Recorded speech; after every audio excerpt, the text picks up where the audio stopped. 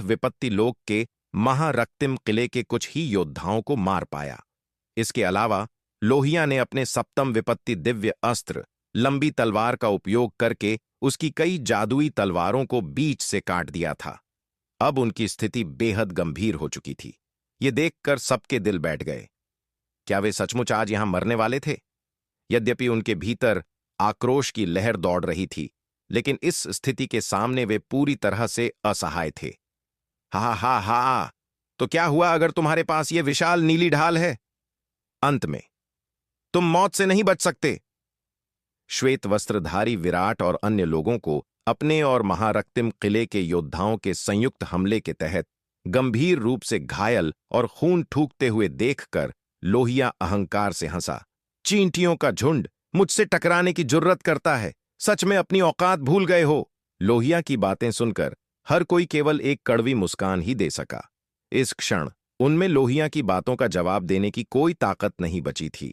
लेकिन ठीक उसी समय जब सबको लगा कि उनकी मौत निश्चित है, अचानक एक बदलाव हुआ। मदन, जो लोहिया के साथ मिलकर उन पर हमला कर रहा था, उसने अचानक अपनी लंबी तलवार घुमाई और उसे लोहिया की छाती में घोंप दिया।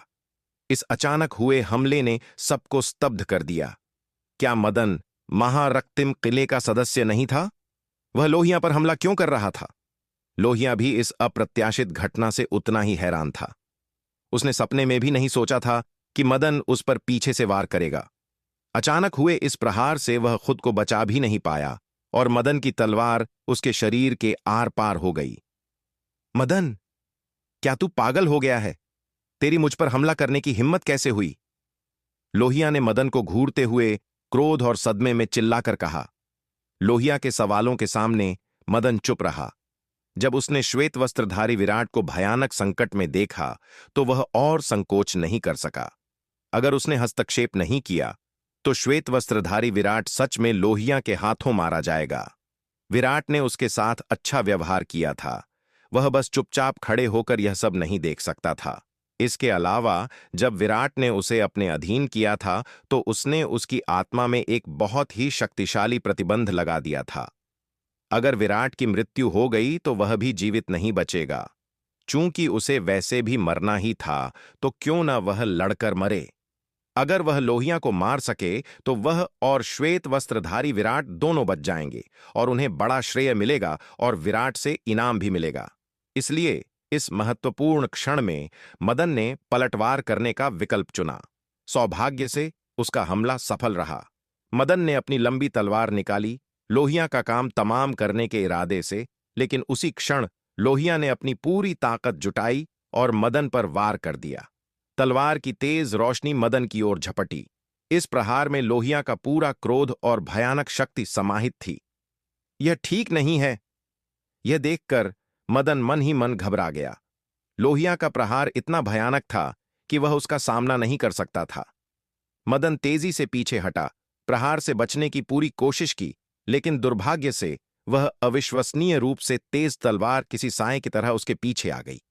सर्रर! एक तेज रोशनी ने मदन के शरीर को चीर दिया। मदन का शरीर अचानक अकड़ गया और अगले ही पल उसका शरीर दो टुकड़ों में कट गया। यद्यपि मदन का गुप्त हमला सफल रहा, फिर भी वह लोहिया के हाथों मरने से नहीं बच सका। जानवर कहीं के, तेरी मुझ पर पीछे से वार करने की हिम्मत कैसे हुई?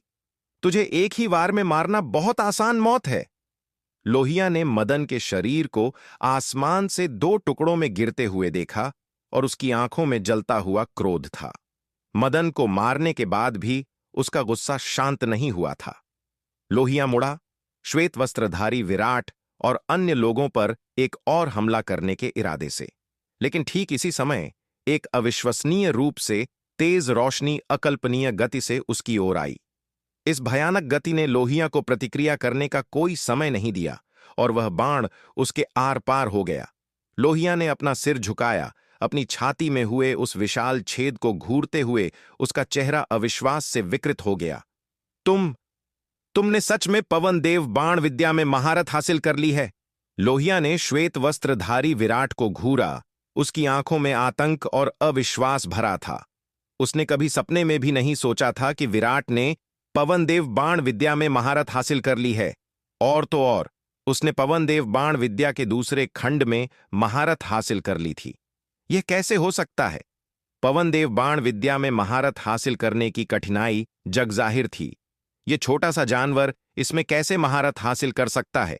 और वह तो बस द्वितीय विपत्ति लोक का एक मामूली सा कीड़ा था। वह पवन देव बाण विद्या को इतने उच्च स्तर तक कैसे साध सकता है? उस भयानक बाण के प्रहार से उसे अकल्पनीय चोटें आई थीं। इस क्षण लोहिया और रुकने की हिम्मत नहीं कर सका। वह दूर क्षितिज की ओर लड़खड़ाते हुए भाग निकला। अपनी वर्तमान चोटों के साथ उसने अपनी लड़ने की पूरी क्षमता खो दी थी। वह शायद द्वितीय विपत्ति लोक के किसी योद्धा को भी नहीं हरा सकता था। अगर वह यहां और रुका तो उसकी मौत निश्चित थी। जब उन्होंने श्वेत वस्त्रधारी विराट को अपनी पवन देव बाण विद्या का उपयोग करते हुए देखा, जिसने एक ही बाण से लोहिया को गंभीर रूप से घायल कर दिया था, तो महारक्तिम किले के अन्य योद्धा हक्के बक्के रह गए। लोहिया को भागते हुए देखकर बचे हुए योद्धाओं की ओर रुकने की हिम्मत नहीं हुई और वे सभी दिशाओं में भागने लगे। इसके अलावा उन्होंने जानबूझकर लोहिया के भागने के रास्ते से अलग दिशा चुनी ताकि वे विराट के हाथों न मारे जाएं। पलक झपकते ही लोहिया और महारक्तिम किले के योद्धा पूरी तरह से गायब हो गए। विराट जी, आप सच में अद्भुत हैं। आप लोहिया जैसे सप्तम विपत्ति लोक के विशेषज्ञ को भी गंभीर रूप से घायल करके भगाने में सफल रहे। लोहिया और अन्य लोगों को भागते देखकर चंद्रिका ने उत्साह से कहा। इस बार वे फिर से मौत के मुंह से बच निकले थे। शुरू में उसे लगा था कि इस बार उनकी मौत निश्चित है। अप्रत्याशित रूप से इस महत्वपूर्ण मोड़ पर श्वेत वस्त्रधारी विराट ने एक बार फिर चमत्कार कर दिया और लड़ाई का रुख ही बदल दिया। हालांकि जैसे ही उसने ये शब्द कहे, एक हल्की सी चटक की आवाज सुनाई दी। श्वेत वस्त्रधारी विराट के हाथ में उड़न मेघ धनुष पल भर में टूटकर राख में बदल गया। उसी समय श्वेत वस्त्रधारी विराट के शरीर पर अनगिनत दरारें दिखाई देने लगीं और उन दरारों से लगातार खून बहने लगा। पलक झपकते ही श्वेत वस्त्रधारी विराट खून से लथपथ हो गया। उसकी हालत बेहद दयनीय लग रही थी। विराट जी, आपको क्या हुआ? यह देखकर चंद्रिका, पुनीत, चंद्रकांत, धवलराज और अन्य लोग सदमे में आ गए। विराट ने उनके सवालों का जवाब नहीं दिया, बस धीरे से अपना सिर हिलाया और अपनी आंखें बंद करके चुपचाप अपनी चोटों को ठीक करने लगा। पवन देव बाण विद्या के दूसरे खंड का उपयोग करके उस बाण को चलाने से यद्यपि उसने लोहिया को गंभीर रूप से घायल कर दिया था, लेकिन विराट को खुद भी एक भयंकर आघात सहना पड़ा था। उसकी चोटें अब बहुत गंभीर थीं। अगर कोई हल्की सी बाहरी शक्ति भी उससे टकराती तो उसका पूरा शरीर टूटकर बिखर सकता था। इसलिए विराट ने नवजीवन संजीवनी गोली निकालकर खाने की हिम्मत भी नहीं की। उसे डर था कि इससे उसकी चोटें और बढ़ जाएंगी और उसका शरीर ढह जाएगा। अपने वर्तमान साधना स्तर के साथ पवन देव बाण विद्या के दूसरे खंड के प्रारंभिक स्तर का उपयोग करना उसके लिए संभव था, लेकिन दूसरे खंड के पूर्ण स्तर का उपयोग करना उसके शरीर की क्षमता से परे था। इस त्रुप के पत्ते का उपयोग करना उसके निर्मल अवतार के लिए बेहद खतरनाक था। यह बहुत संभव था कि दुश्मन को मारते समय उसका निर्मल अवतार भी उस तीव्र आघात के कारण नष्ट हो जाए।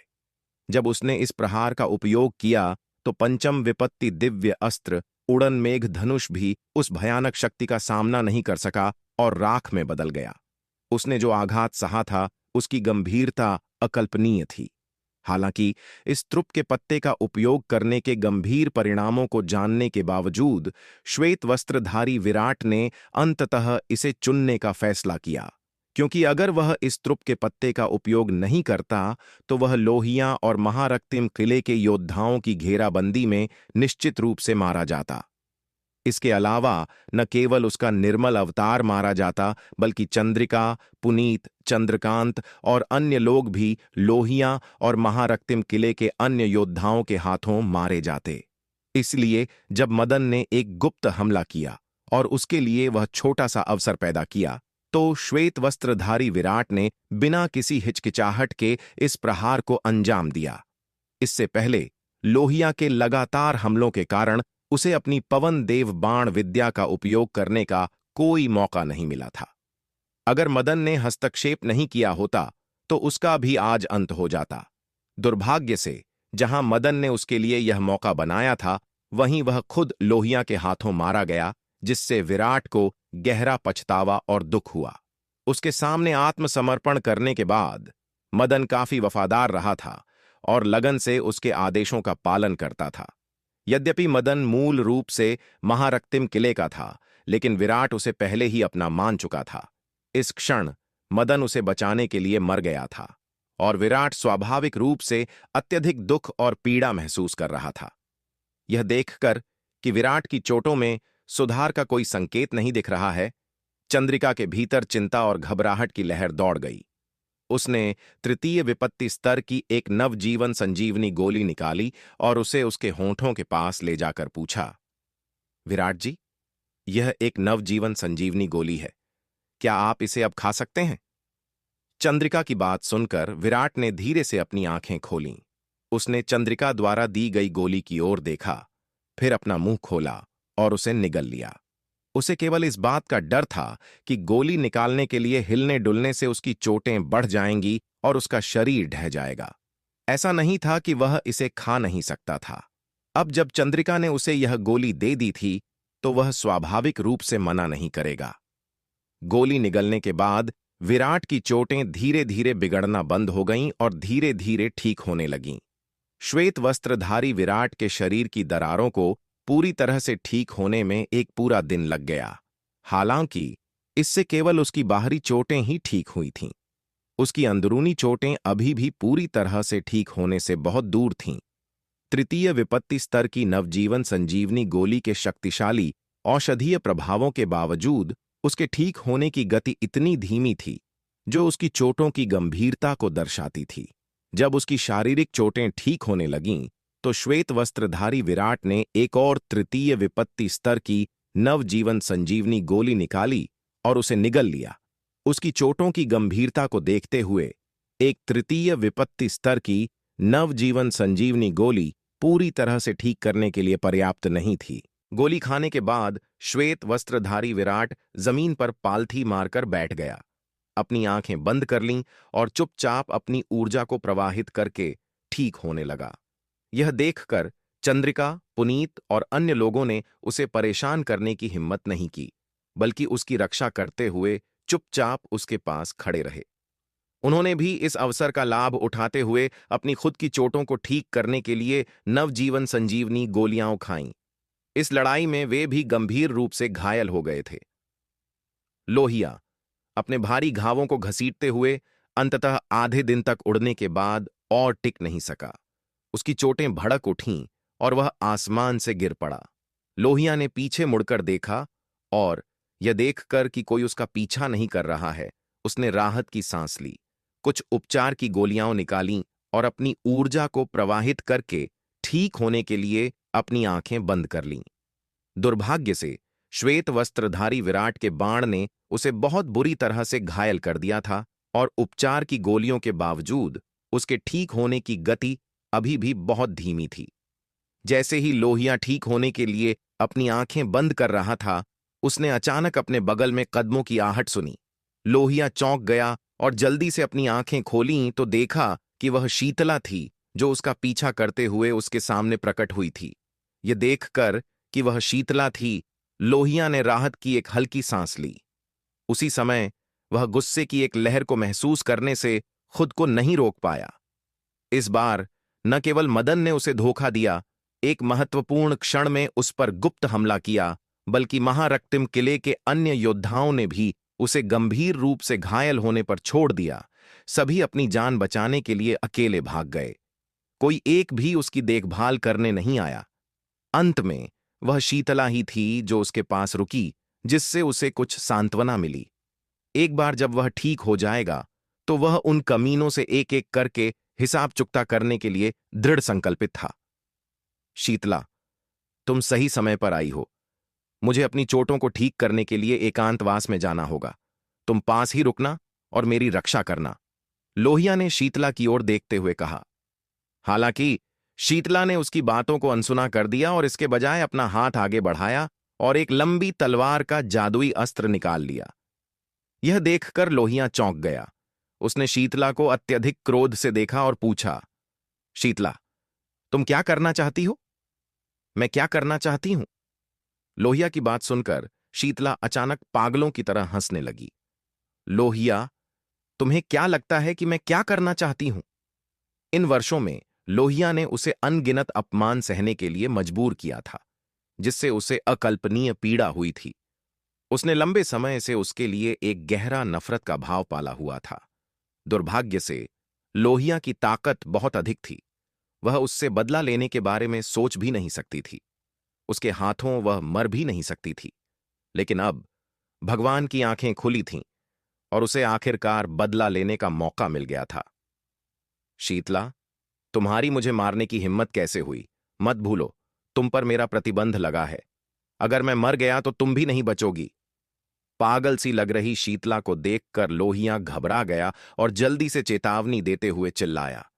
लोहिया की बात सुनकर शीतला ने अपनी पागलों जैसी हंसी रोक दी। उसकी आंखें नाराजगी से भरी थीं और वह उसे घूर रही थी। उन जहरीली आंखों में देखकर लोहिया की रीढ़ में सिहरन दौड़ गई। लोहिया, तुम्हें क्या लगता है कि मुझे अब जीने या मरने की परवाह है? शीतला ने लोहिया को घूरते हुए ठंडे स्वर में कहा। इन ठंडे शब्दों को सुनकर लोहिया के भीतर एक सिहरन रेंग गई। शीतला पागल हो गई थी। इस पागल औरत को शायद अपने कार्यों के परिणामों की परवाह नहीं थी। उसने और देरी करने की हिम्मत नहीं की और तुरंत शीतला के शरीर के भीतर के प्रतिबंधों को सक्रिय कर दिया। हालांकि शीतला ने स्पष्ट रूप से इस चाल का अनुमान लगा लिया था। ठीक उसी समय जब वह कार्रवाई करने वाला था, शीतला ने अपनी लंबी तलवार घुमाई और उसके सिर पर वार किया। लोहिया की चोटें पहले से ही गंभीर थीं। तलवार से बचने के लिए उसमें कोई ताकत नहीं बची थी। रोशनी की एक चमक हुई और लोहिया का सिर उसकी गर्दन से कटकर गिर गया। जैसे ही असीम अंधकार छाने लगा, लोहिया के दिल में अंतहीन नफरत उठने लगी। उसने कभी नहीं सोचा था कि वह शीतला के हाथों मरेगा। अगर उसे पता होता कि ऐसा होगा, तो उसे इस दुष्ट औरत को बहुत पहले ही मार देना चाहिए था, तो ऐसा नहीं होता। मरते दम तक लोहिया को अपने की पर कोई पछतावा नहीं था और न ही उसे यह विश्वास था कि उसकी क्रूरता के कारण यह परिणाम सामने आया है। अगर उसने शीतला को अपनी वासना का शिकार बनाने के बजाय केवल उसके कौमार्य को ही छीना होता और उसे बेतहाशा अपमानित करने के लिए एक खिलौने के रूप में इस्तेमाल न किया होता, तो शीतला इतनी दूर नहीं जाती और उसके साथ मरने के लिए तैयार नहीं होती। जिस क्षण लोहिया का सिर कटा, शीतला की आंखों में राहत की झलक दिखाई दी। आखिरकार उसने अपने हाथों से उस दरिंदे को मार डाला और अपना बदला ले लिया। लोहिया का सिर कटने के बाद शीतला के शरीर के भीतर के प्रतिबंध तुरंत फूट पड़े और जल्द ही उसकी जीवन शक्ति बुझ गई। हालांकि इस दृश्य के सामने शीतला ने कोई डर नहीं दिखाया। इसके बजाय उसने शांति से अपनी आंखें बंद कर लीं। श्वेत वस्त्रधारी विराट ने अपनी चोटों को मूल रूप से ठीक होने से पहले पूरे 3 दिनों तक आराम किया। वह मदन की लाश के पास गया। उसके चेहरे पर जटिल भाव थे। श्वेत वस्त्रधारी विराट ने मदन के दोनों टुकड़ों को वापस एक साथ जोड़ा, जमीन में एक बड़ा गड्ढा खोदा और मदन को दफना दिया। मदन उसे बचाने के लिए मर गया था और विराट स्वाभाविक रूप से उसे मरने के बाद जंगल में सड़ने के लिए नहीं छोड़ सकता था। चंद्रिका, पुनीत, चंद्रकांत, धवलराज और अन्य लोगों ने यह दृश्य देखा। उनके दिल जटिल भावनाओं से भर गए। कहा जा सकता है कि उनका जीवन महारक्तिम किले के इस योद्धा द्वारा बचाया गया था, क्योंकि अगर मदन ने अवसर पैदा नहीं किया होता, तो विराट भी अपनी पवन देवबाण विद्या का घातक प्रहार करने का मौका चूक जाता। हालांकि वे इस बात को लेकर बेहद उत्सुक थे कि मदन अचानक उनके खिलाफ क्यों हो गया और उसने लोहिया पर हमला क्यों किया, लेकिन उनमें श्वेत वस्त्रधारी विराट से इस बारे में पूछने की हिम्मत नहीं थी। इस मामले में विराट का कोई रहस्य शामिल होना चाहिए। अगर उन्होंने पूछा और अनजाने में उसे नाराज कर दिया, तो वे गंभीर मुसीबत में पड़ जाएंगे। वास्तव में न केवल मदन का आखिरी समय में पाला बदलना, बल्कि यह सवाल भी उतना ही पेचीदा था कि सप्तम विपत्ति दिव्य अस्त्र, विशाल नीली ढाल विराट के हाथों में कैसे आई? यह नीली ढाल वीरेंद्र के पास होनी चाहिए थी, लेकिन अब यह विराट के हाथों में थी और वीरेंद्र के भाग्य का अनुमान लगाना मुश्किल नहीं था। जब श्वेत वस्त्रधारी विराट ने मदन के शरीर को दफना दिया, तो चंद्रकांत ने अचानक बोलना शुरू किया। विराट जी, बेहतर होगा कि आप अपनी विशाल नीली ढाल का रहस्य बहुत से लोगों को न बताएं। जैसे ही उसने यह कहा, उसकी निगाह देवयानी पर पड़ी। देवयानी श्रवण वर्षा विद्यापीठ की शिष्या थी। अगर उसने इस मामले के बारे में श्रवण वर्षा विद्यापीठ के उच्च अधिकारियों को बता दिया, तो यह विराट के लिए बहुत बुरा होगा। एक बार जब श्रवण वर्षा विद्यापीठ के उच्च अधिकारियों को पता चल गया कि श्वेत वस्त्रधारी विराट ने वीरेंद्र को मार डाला है, तो वे शायद उसे आसानी से नहीं छोड़ेंगे। इसलिए सबसे अच्छा समाधान देवयानी को मारना था। जब तक देवयानी को मार दिया जाएगा, तब तक श्रवण वर्षा विद्यापीठ को इस बारे में पता नहीं चलेगा और उनके श्वेत हिम संप्रदाय के लोग इस रहस्य को कभी स्वेच्छा से उजागर नहीं करेंगे, क्योंकि श्वेत वस्त्रधारी विराट सप्त खड्ग अमर भवन का पता लगाने के इस अभियान में उनके श्वेत हिम संप्रदाय की टीम में शामिल हुआ था। अगर श्रवण वर्षा विद्यापीठ को इस बारे में पता चला, तो उनके श्वेत हिम संप्रदाय के योद्धा भी फंस जाएंगे। चंद्रकांत की बात सुनकर देवयानी का चेहरा पीला पड़ गया और उसने अनैच्छिक रूप से एक कदम पीछे खींच लिया। वह स्वाभाविक रूप से चंद्रकांत के शब्दों के पीछे का अर्थ समझती थी। वास्तव में जब उसने श्वेत वस्त्रधारी विराट को सप्तम विपत्ति दिव्य अस्त्र नीली ढाल निकालते देखा था, तो उसे एक अस्पष्ट संदेह था कि वीरेंद्र शायद पहले ही श्वेत वस्त्रधारी विराट के हाथों मारा जा चुका है। वरना श्वेत वस्त्रधारी विराट वीरेंद्र से नीली ढाल कैसे ले सकता था? उस क्षण से वह बेचैनी से भर गई थी। वह श्रवण वर्षा विद्यापीठ की शिष्या थी, और अब जबकि वह श्वेत वस्त्रधारी विराट का रहस्य जानती थी, तो क्या वह इस रहस्य को गुप्त रखने के लिए उसे मार देगा? और अब उसका सबसे बड़ा डर अंततः चंद्रकांत द्वारा सामने लाया गया था। इस क्षण देवयानी अत्यधिक भय से भर गई थी। चंद्रकांत की बात सुनकर श्वेत वस्त्रधारी विराट ने भी देवयानी की ओर देखा। विराट जी, मैं वादा करती हूं, मैं आपका रहस्य उजागर नहीं करूंगी। श्वेत वस्त्रधारी विराट को अपनी ओर देखते हुए पाकर देवयानी का चेहरा और भी पीला पड़ गया। उसने उसकी ओर देखा, उसकी आवाज कांप रही थी। विराट ने देवयानी को देखा, वह पूरी तरह से कांप रही थी। उसका चेहरा डर से भरा था, उसकी सुंदर आंखें विनती कर रही थीं। उसने उसे कुछ देर तक घूरा, अंत में आह भरी और कहा, डरो मत, मैं अपना राज छुपाने के लिए तुम्हें नहीं मारूंगा। विराट जी। विराट की बात सुनकर चंद्रकांत ने त्योरियां चढ़ाईं। देवयानी को जीवित रखना विराट के लिए एक बहुत बड़ा छिपा हुआ खतरा था। यह बुद्धिमानी नहीं थी। ठीक है, अब इस बारे में बात नहीं करते हैं। आखिरकार देवयानी हमारी दोस्त है। एक छोटे से संदेह और अनुमान के लिए उसकी जान जोखिम में क्यों डालें? विराट ने अपना हाथ हिलाया और कहा। यद्यपि विराट दुश्मनों को मारने में क्रूर और निर्णायक था, लेकिन वह निर्दोषों को अंधाधुंध नहीं मारेगा। देवयानी ने उसके साथ कभी कुछ गलत नहीं किया था, और केवल एक संदेह के आधार पर उसकी जान लेना ऐसा कुछ था जो विराट कभी नहीं करेगा। धन्यवाद विराट जी।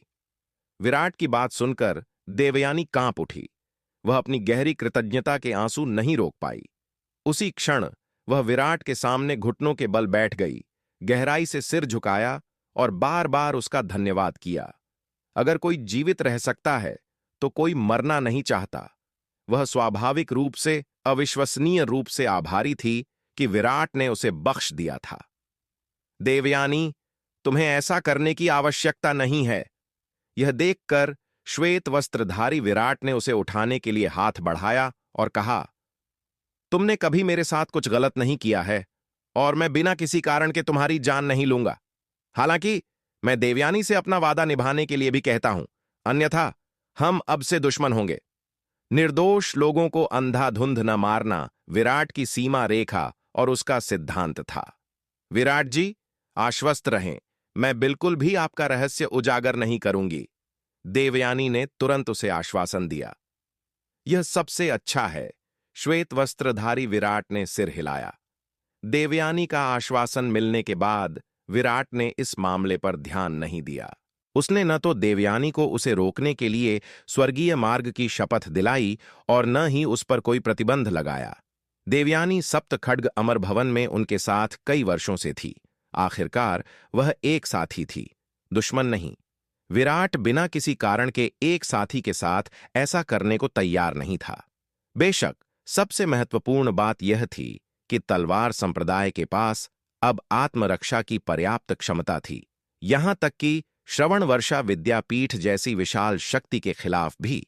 भले ही यह मामला उजागर हो जाए, विराट श्रवणवर्षा विद्यापीठ द्वारा बदला लेने से नहीं डरता था। इसके अलावा उसने पहले ही महारक्तिम किले से दुश्मनी मोल ले ली थी। अगर एक और श्रवणवर्षा विद्यापीठ भी जुड़ जाए तो इससे कोई फर्क नहीं पड़ेगा। वरना अगर तलवार संप्रदाय अभी भी उतना ही कमजोर होता जितना कुछ साल पहले था, तो विराट, भले ही वह देवयानी को नहीं मारता, लेकिन निश्चित रूप से कुछ न कुछ तो करता ही।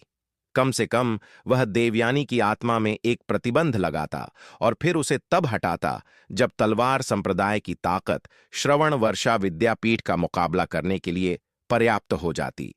लेकिन तलवार संप्रदाय की वर्तमान ताकत के साथ उसे ऐसा करने की आवश्यकता नहीं थी। यह देखकर चंद्रकांत ने मन ही मन आह भरी। विराट हर तरह से अच्छा था, सिवाय इसके कि वह कभी कभी थोड़ा ज्यादा नरम दिल हो जाता था। देवयानी को जीवित रखना अपने लिए एक बड़ा छिपा हुआ खतरा छोड़ना था जो किसी भी समय फूट सकता था। हालांकि चूंकि विराट पहले ही अपना निर्णय ले चुका था, इसलिए वह और कुछ नहीं कह सकता था। चंद्रकांत जानता था कि इस बार उसने देवयानी के साथ एक बड़ी दुश्मनी मोल ले ली है, लेकिन चंद्रकांत को अपने किए पर कोई पछतावा नहीं था। अगर उसे फिर से चुनना पड़े तो वह फिर भी ऐसा ही करेगा। विराट ने उस पर बहुत उपकार किया था, उस पर भी और उसकी बेटी चंद्रिका पर भी।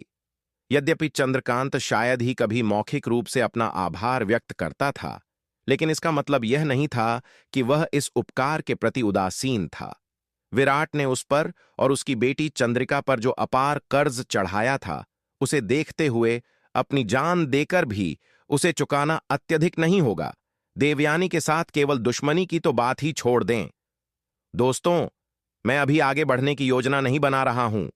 इसके बजाय मेरा इरादा यहां रुकने और कुछ समय के लिए एकांतवास में साधना करने का है। आप सब क्या सोचते हैं? श्वेत वस्त्रधारी विराट ने सबकी ओर देखते हुए कहा। इस घटना के बाद विराट को सप्त खड्ग अमर भवन के भीतर के खतरों का गहराई से एहसास हो गया था।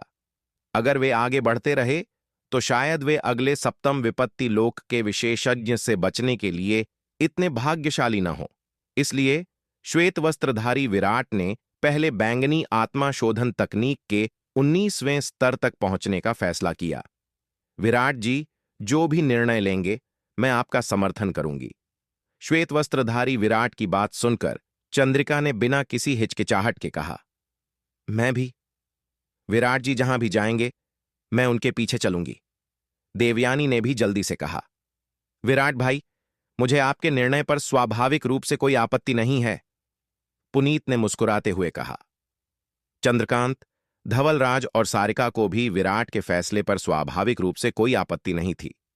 इस लड़ाई के बाद उन्हें भी लगा कि सप्त खड्ग अमर भवन खतरों से भरा है। यह केवल सप्त खड्ग अमर भवन ही नहीं था जो खतरनाक था, बल्कि सप्त खड्ग अमर भवन में प्रवेश करने वाले अन्य योद्धाओं से भी खतरा था। खैर, चूंकि किसी को कोई आपत्ति नहीं है तो चलिए ऐसा ही करते हैं, विराट ने सिर हिलाकर कहा। वास्तव में भले ही उन्हें आपत्ति होती, विराट अपना फैसला नहीं बदलता। जब वे एक साथ यात्रा कर रहे थे तो दोस्ती के खातिर वह उनकी रक्षा करेगा, लेकिन अगर वे रुकना नहीं चाहते थे और आगे बढ़ना चाहते थे तो विराट उन्हें नहीं रोकता। चूंकि उन्होंने अपना निर्णय ले लिया था, इसलिए उन्हें अपने भाग्य के लिए खुद जिम्मेदार होना होगा। विराट ने और कुछ नहीं कहा। वह एक पत्थर के खंभे के पास गया, पालथी मारकर बैठ गया और साधना करने लगा। चंद्रिका, पुनीत, चंद्रकांत, देवयानी, धवलराज और सारिका ने भी एकांतवास साधना शुरू करने के लिए अपनी अपनी जगहें ढूंढ लीं। ठीक उसी समय जब श्वेत वस्त्रधारी विराट सप्त खड्ग अमर भवन में बैंगनी आत्माशोधन तकनीक के 19वें स्तर को पार कर रहा था, विराट के मुख्य शरीर ने भी चतुर्थ विपत्ति लोक में एक पुतला अवतार बनाया। वह अपने साथ बड़ी मात्रा में भुना हुआ मटन, प्राचीन दिव्य चाय, चतुर्थ विपत्ति गोलियां, चतुर्थ विपत्ति स्तर की नवजीवन संजीवनी गोलियां, चतुर्थ विपत्ति स्तर की पुनः शक्ति गोलियां, महाविपत्ति शून्य विस्फोटक ताबीज और कई अन्य संसाधन ले गया। साथ ही दिव्य पंख तलवार व्यूह के चौथे स्तर के लिए आवश्यक 10,000 लंबी जादुई तलवारें भी ले गया। उसने सप्त खड्ग अमर भवन में प्रवेश किया और उन्हें निर्मल अवतार को सौंप दिया। यद्यपि निर्मल अवतार ने पिछले कुछ वर्षों में सप्त खड्ग अमर भवन में बड़ी संख्या में जादुई अस्त्र प्राप्त किए थे, लेकिन ये जादुई अस्त्र विभिन्न आकारों के थे और सभी शुद्ध रूप से लंबी जादुई तलवारें नहीं थे। इसलिए दिव्य पंख तलवार व्यूह के चौथे स्तर के लिए आवश्यक लंबी जादुई तलवारों को अभी भी मुख्य शरीर द्वारा तैयार करने और निर्मल अवतार तक पहुंचाने की आवश्यकता थी। शक्ति सिंधु महाद्वीप अस्त्र निर्माण कार्यशाला। आचार्य केशव ने अस्त्र निर्माण कार्यशाला में अनगिनत अस्त्र निर्माताओं का नेतृत्व करते हुए दिन रात अथक शोध के बाद अंततः 10,000 सैनिकों को उत्पन्न करने में सक्षम 9वें स्तर का शीर्ष श्रेणी का युद्ध व्यूह कवच तैयार कर लिया था। इस स्तर के युद्ध व्यूह कवच को विकसित करने के बाद आचार्य केशव ने तुरंत जनरल रिया को सूचित करने के लिए किसी को भेजा और उसे इसका परीक्षण करने के लिए लोगों को खोजने का निर्देश दिया। यह खबर मिलते ही जनरल रिया तुरंत कंटक महाद्वीप से लौट आई। वर्तमान में जनरल रिया स्थायी रूप से कंटक महाद्वीप पर रहती है। वह वहां एक छोटे से कबीले को भी नियंत्रित करती है जो लगातार भूमि पर युद्ध लड़ता है। यद्यपि जनरल रिया की ताकत उपाध्यक्ष दिवाकर, एल्डर पवन, सूर्यवीर, एल्डर दुष्यंत और एल्डर शेखर जैसे शीर्ष विशेषज्ञों से मेल नहीं खा सकती है, लेकिन युद्ध में सेना का नेतृत्व करने की उसकी क्षमता उनसे कहीं बेहतर है। उपाध्यक्ष दिवाकर भी जनरल रिया की तुलना में सैन्य कमान में अपनी हीनता स्वीकार करते हैं। संपूर्ण तलवार संप्रदाय में इस पहलू में केवल विराट ही जनरल रिया से अधिक सक्षम है। शक्ति सिंधु महाद्वीप में लौटने पर जनरल रिया ने अस्त्र निर्माण कार्यशाला से नव विकसित 10,000 की मजबूत 9वें स्तर के शीर्ष श्रेणी के युद्ध व्यूह कवच वाले सैनिकों का परीक्षण करने के लिए तुरंत अपनी सबसे संभ्रांत लड़ाकू इकाइयों को लामबंद किया। परीक्षणों की एक श्रृंखला के बाद यह पता चला कि इन 10,000 की मजबूत 9वें स्तर के शीर्ष श्रेणी के युद्ध व्यूह कवच वाले सैनिकों की लड़ाकू शक्ति वास्तव में तृतीय विपत्ति लोक के विशेषज्ञ के बराबर थी, जिसने जनरल रिया को बहुत संतुष्ट किया। तलवार संप्रदाय की वर्तमान 12 करोड़ की आरोहण लोक के साधकों की सेना के साथ अगर वे सभी इन 10,000 की मजबूत 9वें स्तर के शीर्ष श्रेणी के युद्ध व्यूह कवच वाले सैनिकों से सुसज्जित हो जाएं, तो इसका मतलब होगा कि तलवार संप्रदाय को 0 से 12,000 अतिरिक्त तृतीय विपत्ति लोक के लड़ाके मिल जाएंगे। इतनी बड़ी सेना अगर एक युद्ध व्यूह बनाए तो भयानक लड़ाकू शक्ति को उजागर करेगी। यह संभवतः कंटक महाद्वीप के सबसे शक्तिशाली कबीले कपाल कबीले से भी मुकाबला करने में सक्षम होगी। अत्यधिक प्रसन्न होकर जनरल रिया ने तुरंत विराट को इसके बारे में बताया। विराट को खोजना उसके लिए आसान था। यद्यपि विराट का मुख्य शरीर शून्य समाधि महाद्वीप पर सुवर्ण भूमि संप्रदाय में एकांतवास में था, लेकिन उसका छठा विपत्ति पुतला अवतार लगातार कंटक महाद्वीप पर लड़ रहा था। जबकि वह विराट के मुख्य शरीर को नहीं खोज पाई, वह उसके छठे विपत्ति पुतले अवतार को एक संदेश भेज सकती थी। जनरल रिया का संदेश मिलते ही विराट का मुख्य शरीर तुरंत शून्य समाधि महाद्वीप से लौट आया। जब उसने व्यक्तिगत रूप से 10,000 मजबूत 9वें स्तर के शीर्ष श्रेणी के युद्ध व्यूह कवच द्वारा जारी की गई आश्चर्यजनक लड़ाकू शक्ति को देखा तो विराट अचंभा किए बिना नहीं रह सका। आचार्य केशव द्वारा इस तरह के युद्ध व्यूह कवच के विकास ने तलवार संप्रदाय की समग्र शक्ति को काफी बढ़ा दिया था। अगर पूरी तलवार संप्रदाय की सेना इस युद्ध व्यूह कवच से लैस हो जाए तो परिणामी लड़ाकू शक्ति अविश्वसनीय रूप से भयानक होगी। पूरी तलवार संप्रदाय की सेना के इस युद्ध व्यूह कवच से लैस होने के बाद यह संभवतः कंटक महाद्वीप के सबसे शक्तिशाली कबीले कपाल कबीले का भी डटकर सामना करने में सक्षम होगी। बेशक यद्यपि इस युद्ध व्यूह कवच से लैस होने के बाद तलवार संप्रदाय की सेना की लड़ाकू शक्ति बहुत बढ़ जाएगी, लेकिन विराट का तलवार संप्रदाय की सेना को कंटक अंधकार दानव सेना के साथ सीधे टकराव में उतरने देने का कोई इरादा नहीं था। भले ही तलवार संप्रदाय की सेना मजबूत हो, फिर भी अंधकार दानव सेना के खिलाफ लड़ाई में उसे नुकसान उठाना पड़ेगा। विराट तलवार संप्रदाय के प्रत्येक सैनिक को बहुत महत्व देता था। अब जब वह कंटक महाद्वीप के अंधकार दानवों की शक्ति का उपयोग कर सकता था और उन्हें एक दूसरे को नष्ट करने दे सकता था, तो विराट स्वाभाविक रूप से तलवार संप्रदाय की सेना को कंटक महाद्वीप के अंधकार दानवों के साथ सीधे टकराव में शामिल नहीं होने देगा। एक बार जब कंटक महाद्वीप के अंधकार दानव खुद को थका देंगे, तब तलवार संप्रदाय की सेना के लिए प्रवेश करने और सफाई करने में कोई देर नहीं होगी। विराट ने आचार्य केशव को अस्त्र निर्माण कार्यशाला के अस्त्र निर्माताओं का नेतृत्व करने का निर्देश दिया, ताकि इस नए युद्ध व्यूह कवच को पूरी तरह से बनाया जा सके। यद्यपि उसका वर्तमान में तलवार संप्रदाय की सेना को कंटक महाद्वीप में अंधकार दानव वंश की सेना से सीधे भिड़ने के लिए भेजने का कोई इरादा नहीं है, फिर भी तलवार संप्रदाय की ताकत बढ़ाने के लिए जितनी जल्दी हो सके इन नए युद्ध व्यूहों और कवच के साथ तलवार संप्रदाय को लैस करना बहुत आवश्यक है। तलवार संप्रदाय जितना मजबूत होगा, शक्ति सिंधु महाद्वीप उतना ही सुरक्षित रहेगा। शक्ति सिंधु महाद्वीप के वर्तमान वातावरण को देखते हुए विराट रत्ती भर भी ढिलाई बरतने की हिम्मत नहीं करता। भले ही शक्ति सिंधु महाद्वीप पर अंधकार दानव वंश का सफाया हो गया है, फिर भी वह शांति के समय में भी सतर्क रहना नहीं भूलता है।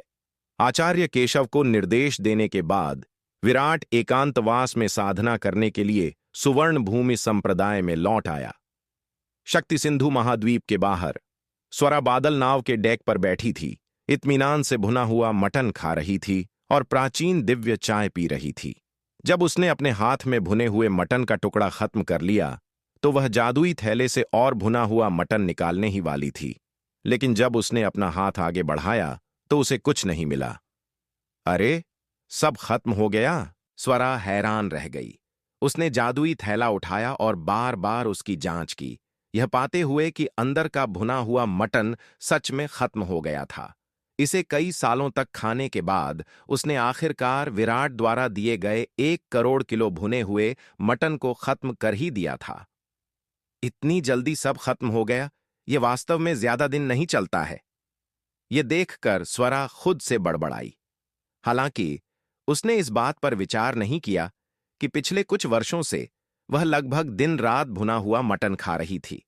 भले ही बहुत सारा भुना हुआ मटन हो, लेकिन वह उसकी खाने की आदतों का सामना नहीं कर सकता था। कई वर्षों के बाद चाहे कितना भी भुना हुआ मटन क्यों ना हो, वह सब खत्म ही हो जाएगा। भुना हुआ मटन सब खत्म हो गया है। मुझे उस लड़के विराट को ढूंढने जाना होगा और कुछ और मांगना होगा, स्वरा बड़बड़ाई। फिर वह आसमान से उड़ी और विराट की हवेली की ओर चल पड़ी। हालांकि जब वह विराट की हवेली में लौटी तो स्वरा ने पाया कि विराट वहां नहीं था। सोनाली, विराट कहाँ है? वह घर पर क्यों नहीं है? स्वरा ने सोनाली से पूछा। मालिक जरूर किसी काम से बाहर गए होंगे, सोनाली ने जवाब दिया। वह कब वापस आएंगे? स्वरा ने पूछा। यह मुझे भी नहीं पता, सोनाली ने कहा। यह सुनकर स्वरा निःशब्द रह गई। सोनाली, क्या तुम मेरे लिए उससे संपर्क कर सकती हो और उसे बता सकती हो कि मुझे उससे बात करनी है? स्वरा ने सोनाली को देखते हुए कहा। वरिष्ठ, क्या यह मामला बहुत जरूरी है? सोनाली ने पूछा। हाँ, बहुत जरूरी है, स्वरा ने सिर हिलाया। उसने पहले ही अपने हाथ का भुना हुआ मटन खत्म कर लिया था। यह उसकी साधना की रिकवरी से जुड़ा बहुत महत्व का मामला था, तो यह जरूरी कैसे नहीं हो सकता था।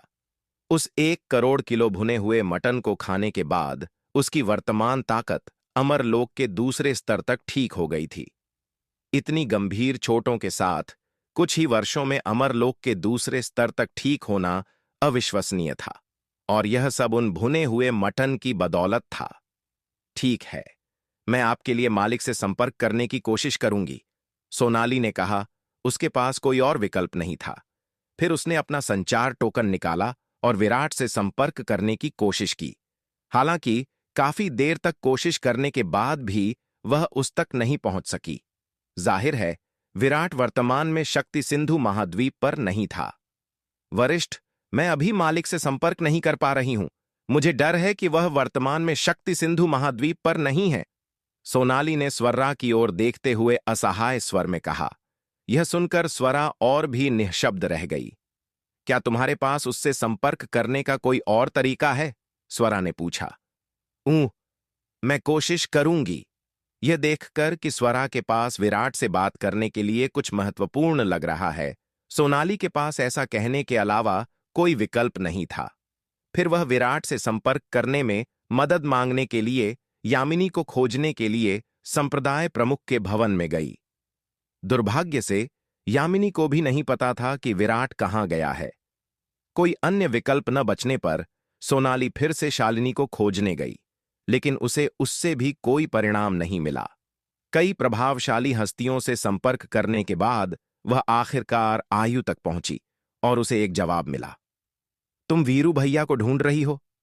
सोनाली का उद्देश्य सुनकर आयु काफी हैरान हुई। सोनाली विराट के निवास की प्रबंधक थी। यह वास्तव में अजीब था कि वह विराट की तलाश में उसके पास आई थी। आयु, क्या तुम्हें पता है कि मालिक अभी कहां हैं? सोनाली ने आयु को देखते हुए पूछा। मैं तुम्हारे लिए उन्हें ढूंढने की कोशिश करूंगी। आयु ने एक पल के लिए सोचा और अंततः कहा, फिर मैं तुम्हें परेशानी दूंगी, आयु। सोनाली ने आयु को धन्यवाद दिया। कोई बात नहीं, सोनाली, आयु ने तुरंत जवाब दिया। फिर आयु शून्य समाधि महाद्वीप में दाखिल हुई और सुवर्ण भूमि संप्रदाय की ओर उड़ गई। हाल के वर्षों में ऐसा लग रहा था कि उसका भाई विराट अक्सर वहां एकांतवास में रहता था। चूंकि वह शक्ति सिंधु महाद्वीप पर नहीं था, इसलिए वह वहीं होगा। जब आयु सुवर्ण भूमि संप्रदाय में पहुंची तो उसने वास्तव में विराट को एकांतवास में देखा। नाग, मुझे वीरू भैया को ढूंढना है। आयु ने जमीन पर पालथी मारकर बैठे नीले वस्त्रों वाले लड़के की ओर देखा और उससे कहा, विराट अनंत परम मीनार के अंदर है। अगर तुम उसे ढूंढना चाहती हो तो जाओ उसे अनंत परम मीनार के अंदर ढूंढो। तुम मुझे क्यों ढूंढ रही हो? नीले वस्त्रों वाले लड़के ने आयु की ओर देखा और शांति से कहा। आयु एक सरल स्वभाव की लड़की थी, जिसे डराना आसान था, इसलिए नीले वस्त्रों वाले लड़के ने उसके सामने काफी लापरवाही से काम किया। आयु को विराट से मिलने देने से पहले उसे विराट को रिपोर्ट करने की आवश्यकता नहीं थी। विराट को आयु और उसके सबसे करीबी विश्वास पात्रों पर पूरा भरोसा था। वे जब चाहें उससे मिल सकते थे। ओह, ठीक है। नीले वस्त्रों वाले लड़के की बात सुनकर आयु ने सिर हिलाया। फिर वह चमकी और अनंत परम मीनार के दूसरे स्तर में प्रवेश कर गई। वीरू भैया! अनंत परम मीनार के दूसरे स्तर में प्रवेश करने के बाद आयु सीधे विराट के पास गई और पुकारा, आयु! आयु को देखकर विराट हैरान रह गया। यह छोटी लड़की यहां क्यों थी? क्या ऐसा हो सकता है कि वह अचानक ज्ञानवान हो गई हो और उसने साधना पर ध्यान केंद्रित करने का फैसला किया हो? आप देखिए, इस छोटी लड़की ने पहले शायद ही कभी अपनी पहल पर अनंत परम मीनार के दूसरे स्तर में प्रवेश किया हो, क्योंकि इस छोटी लड़की को साधना की कोई परवाह ही नहीं थी। उसे इस बात की कोई परवाह नहीं थी कि उसकी साधना की गति तेज है या धीमी। चंपा की तरह उसे साधना की ज्यादा परवाह नहीं थी। पिछले कुछ वर्षों में उपाध्यक्ष दिवाकर, एल्डर पवन, एल्डर रोहन और एल्डर दुष्यंत जैसे बेशरम बूढ़े कमीनों को भुने हुए मटन की भीख मांगने के लिए चंपा के पास जाने से रोकने के लिए उसने चंपा को छिपा दिया था। हालांकि अनंत परम मीनार के HNJI दूसरे स्तर पर पहुंचने के बाद चंपा अभी भी पहले 1 या 2 साल तक शांति से साधना HH में सक्षम थी, लेकिन एकांतवास साधना के 1 या 2 साल बाद वह बेचैन हो गई। हाल के वर्षों में साधना के कुछ कार्यों को पूरा करने के अलावा उसने अपना बाकी समय आभा और रिया के साथ खेलने में बिताया। अक्सर उन्हें नागदंत चावल के खेतों और औषधीय जड़ी बूटियों के खेतों के प्रबंधन में मदद करती थी।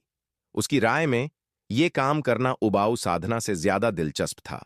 आखिरकार चंपा के भीतर अभी भी एक युवा लड़की का दिल था और उसे खेलना पसंद था। इस संबंध में चंपा आयु, नीलिमा, वान्या और अन्य लोगों से बहुत अलग नहीं थी। इसलिए जब विराट ने आयु को अनंत परम मीनार के दूसरे स्तर पर आने की पहल करते देखा तो उसे काफी आश्चर्य हुआ। वीरू भैया, सोनाली आपसे कुछ पूछना चाहती है, आयु ने विराट से कहा। सोनाली को मुझसे कुछ चाहिए? आयु की बात सुनकर विराट चौंक गया।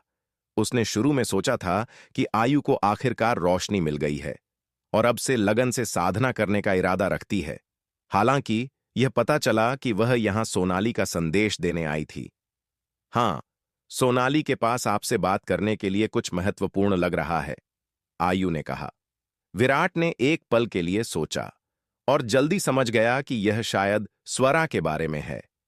तलवार संप्रदाय के मामले इसके विभिन्न विभागों द्वारा संभाले जाते थे, जिनमें शायद ही कभी उसके ध्यान की आवश्यकता होती थी। भले ही तलवार संप्रदाय के सदस्य उसकी तलाश करें, लेकिन अगर वह घर पर नहीं होगा तो वे सोनाली से उसे खोजने का आग्रह नहीं करेंगे। केवल वह औरत स्वरा ही ऐसा कुछ करेगी। मैं समझ गया, विराट ने सिर हिलाया। फिर वह और आयु सुवर्ण भूमि संप्रदाय से निकल गए और शक्ति सिंधु महाद्वीप लौट आए। अपने निवास पर लौटने पर उसने वास्तव में उस औरत स्वरा को वहां प्रतीक्षा करते पाया। विराट, तुम कहां थे? मैं तुम्हें कहीं नहीं ढूंढ पा रही हूं। स्वरा ने विराट के लौटने पर उसे घूरते हुए झुंझलाहट में कहा। वरिष्ठ स्वरा, क्या आपको कुछ चाहिए था? विराट ने उसकी ओर देखते हुए पूछा। मैंने अपना भुना हुआ मटन खत्म कर लिया है, क्या तुम मुझे कुछ और दे सकते हो?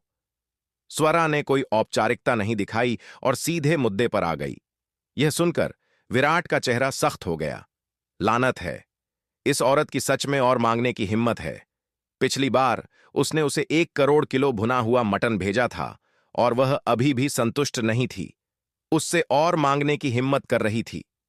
अगर यह कोई और होता तो विराट निश्चित रूप से उसे बिना एक शब्द कहे बाहर निकाल देता। आप इस तरह किसी को नहीं लूटते हैं। लेकिन स्वरा के साथ विराट ऐसा करने की हिम्मत नहीं कर सका, क्योंकि यह औरत बहुत मजबूत थी और वह अभी तक उसे हरा नहीं सकता था।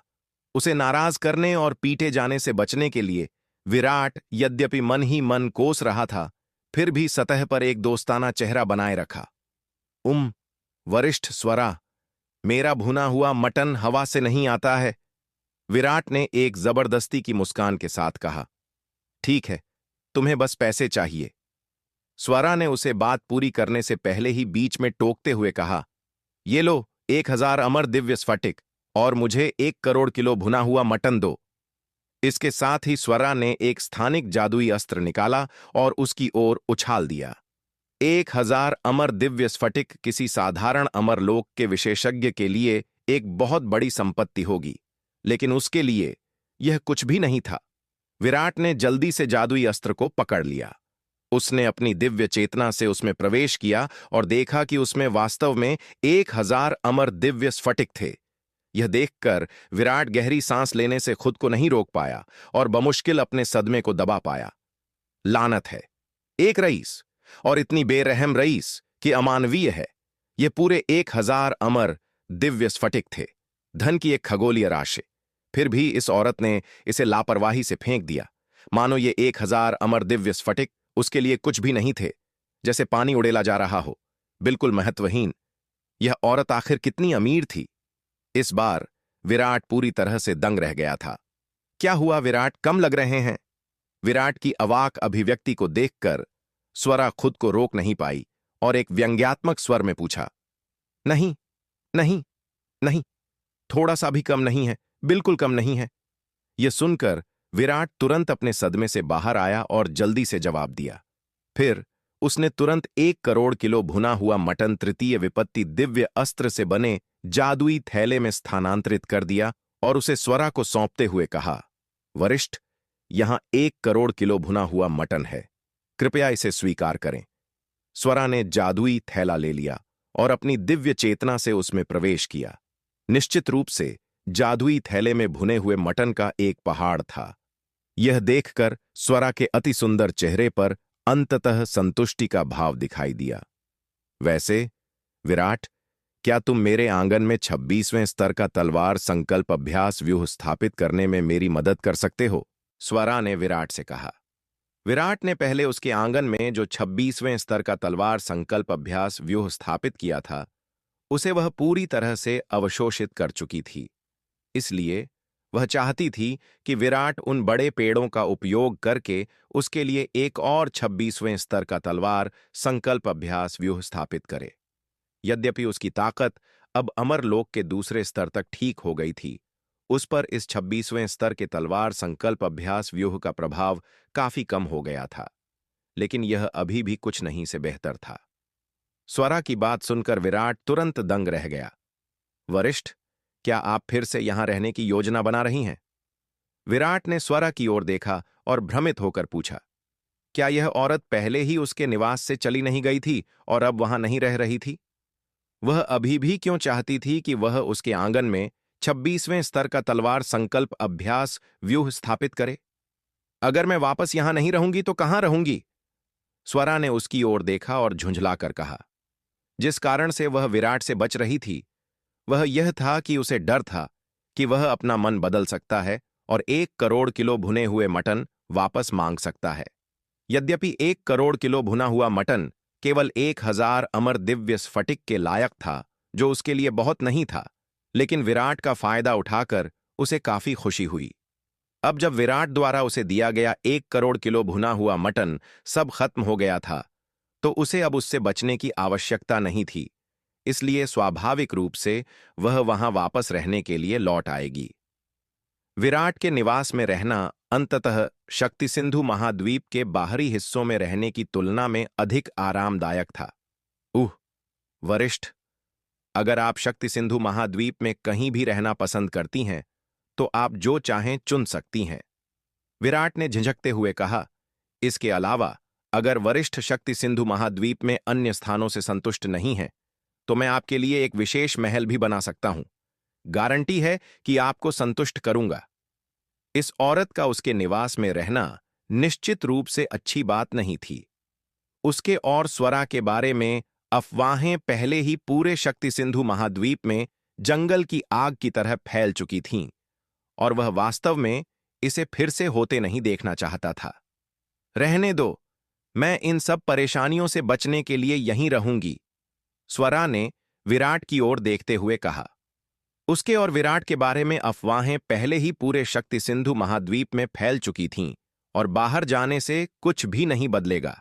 इसके अलावा अगर वह बाहर जाती है तो कौन जानता था कि क्या नई अफवाहें उठेंगी, यह कहते हुए कि वह अब पसंदीदा नहीं रही और विराट ने उसे बाहर निकाल दिया है। इसीलिए इतनी परेशानी पैदा करने और अधिक समस्याएं पैदा करने के बजाय विराट के साथ रहना बेहतर था। यह देखकर कि वह उसे मना नहीं सकता, विराट ने लाचारी महसूस की और केवल सहमत ही हो सका। आखिरकार अगर स्वरा उसके निवास में रहने पर जोर देती है तो वह क्या कर सकता है? क्या वह संभवतः उसे बाहर निकाल सकता था?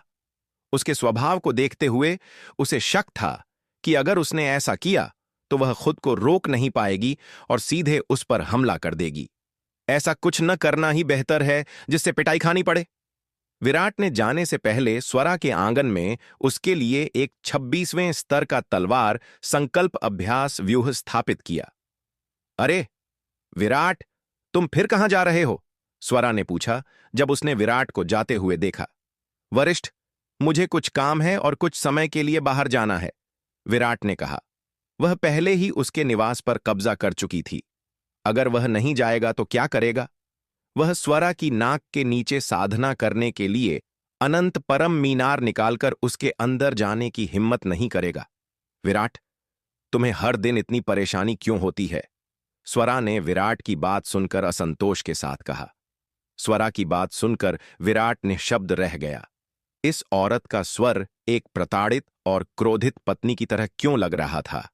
इसके अलावा, तुम मेरी कोई नहीं हो, तुम मेरे काम में दखल क्यों दे रही हो?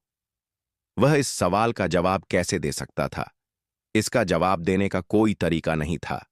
अगर वह सीधे बोलता तो वह निश्चित रूप से इस औरत को क्रोधित कर देता, उसे आग बबूला कर देता और उस स्थिति में उसी को नुकसान उठाना पड़ता। इसलिए विराट ने उसके साथ बहस न करने का ही विकल्प चुना। अरे विराट, अगर मैं तुम्हें ढूंढना चाहूं तो तुमसे कैसे संपर्क करूंगी? स्वरा ने विराट को देखते हुए पूछा। ऊं, ऐसा करते हैं, अगर आप मुझे ढूंढना चाहती हैं तो मुझसे संपर्क करने के लिए इस संचार टोकन का उपयोग करें। विराट ने एक पल के लिए सोचा और कहा। फिर उसने एक संचार टोकन निकाला और स्वरा को सौंप दिया। यह संचार टोकन उसने अनंत परम मीनार से प्राप्त संचार ताबीज के आधार पर तैयार किया था। यद्यपि उसने केवल एक बुनियादी संचार टोकन तैयार किया था, फिर भी इसकी संचार सीमा 10 अरब नक्षत्र दूरी तक पहुंचती थी, जो पूरे पूर्वी नक्षत्र क्षेत्र को कवर करने के लिए पर्याप्त थी। उसने स्वरा को जो संचार टोकन दिया था वह उसके मुख्य शरीर से संपर्क करने के लिए नहीं था, बल्कि उसके स्वर्ण नाग अवतार से संपर्क करने के लिए था। उसके मुख्य शरीर को आमतौर पर एकांतवास साधना के लिए शून्य समाधि महाद्वीप में सुवर्ण भूमि संप्रदाय में प्रवेश करना पड़ता था, और इस टोकन की संचार सीमा इतनी लंबी दूरी को कवर नहीं कर सकती थी। विराट की अपने विभिन्न शरीरों की धारणा के आधार पर वह समझ सकता था कि शून्य समाधि महाद्वीप निश्चित रूप से दक्षिणी स्वर्ग मंडल के भीतर नहीं था। शून्य समाधि महाद्वीप और शक्ति सिंधु महाद्वीप के बीच की दूरी बहुत विशाल थी। पूर्वी नक्षत्र महाद्वीप और शक्ति सिंधु महाद्वीप के बीच की दूरी से कई गुना अधिक।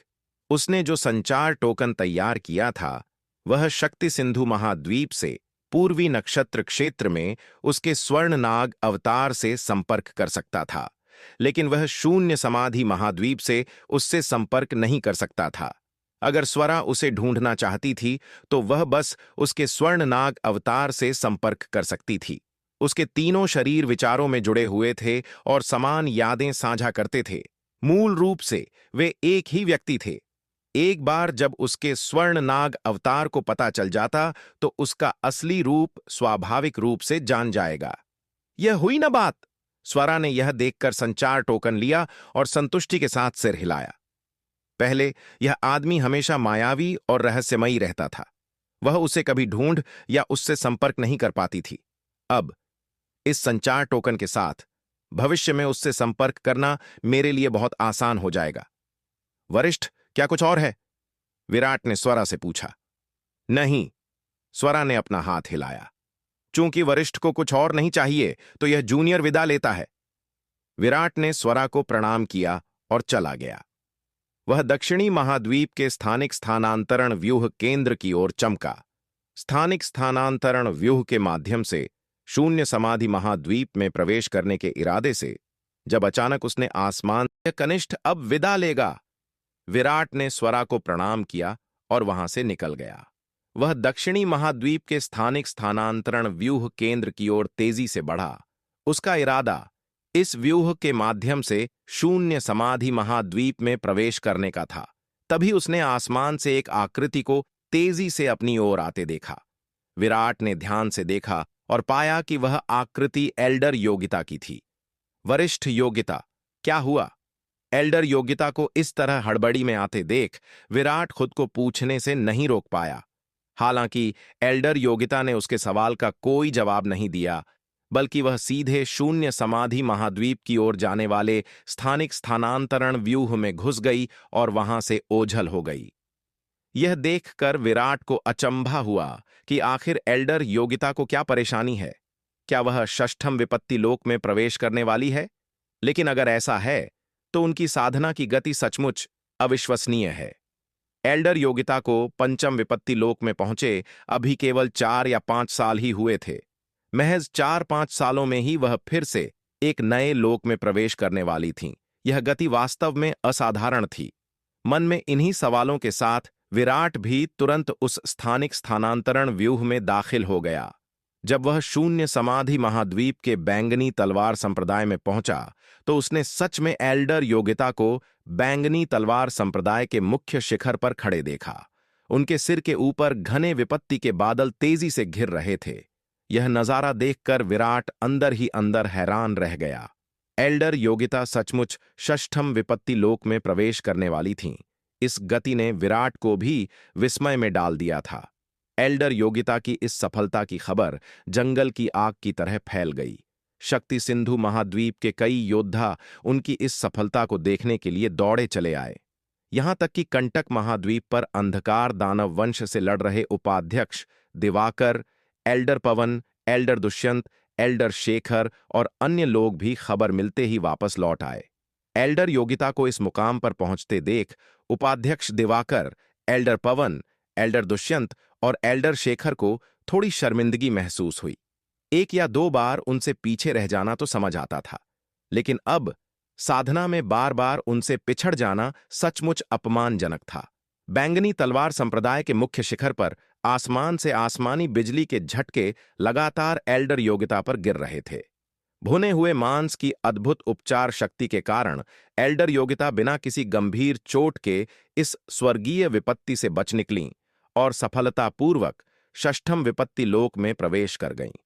उनकी इस सफलता के बाद सभी लोग आगे बढ़कर उन्हें बधाई देने लगे।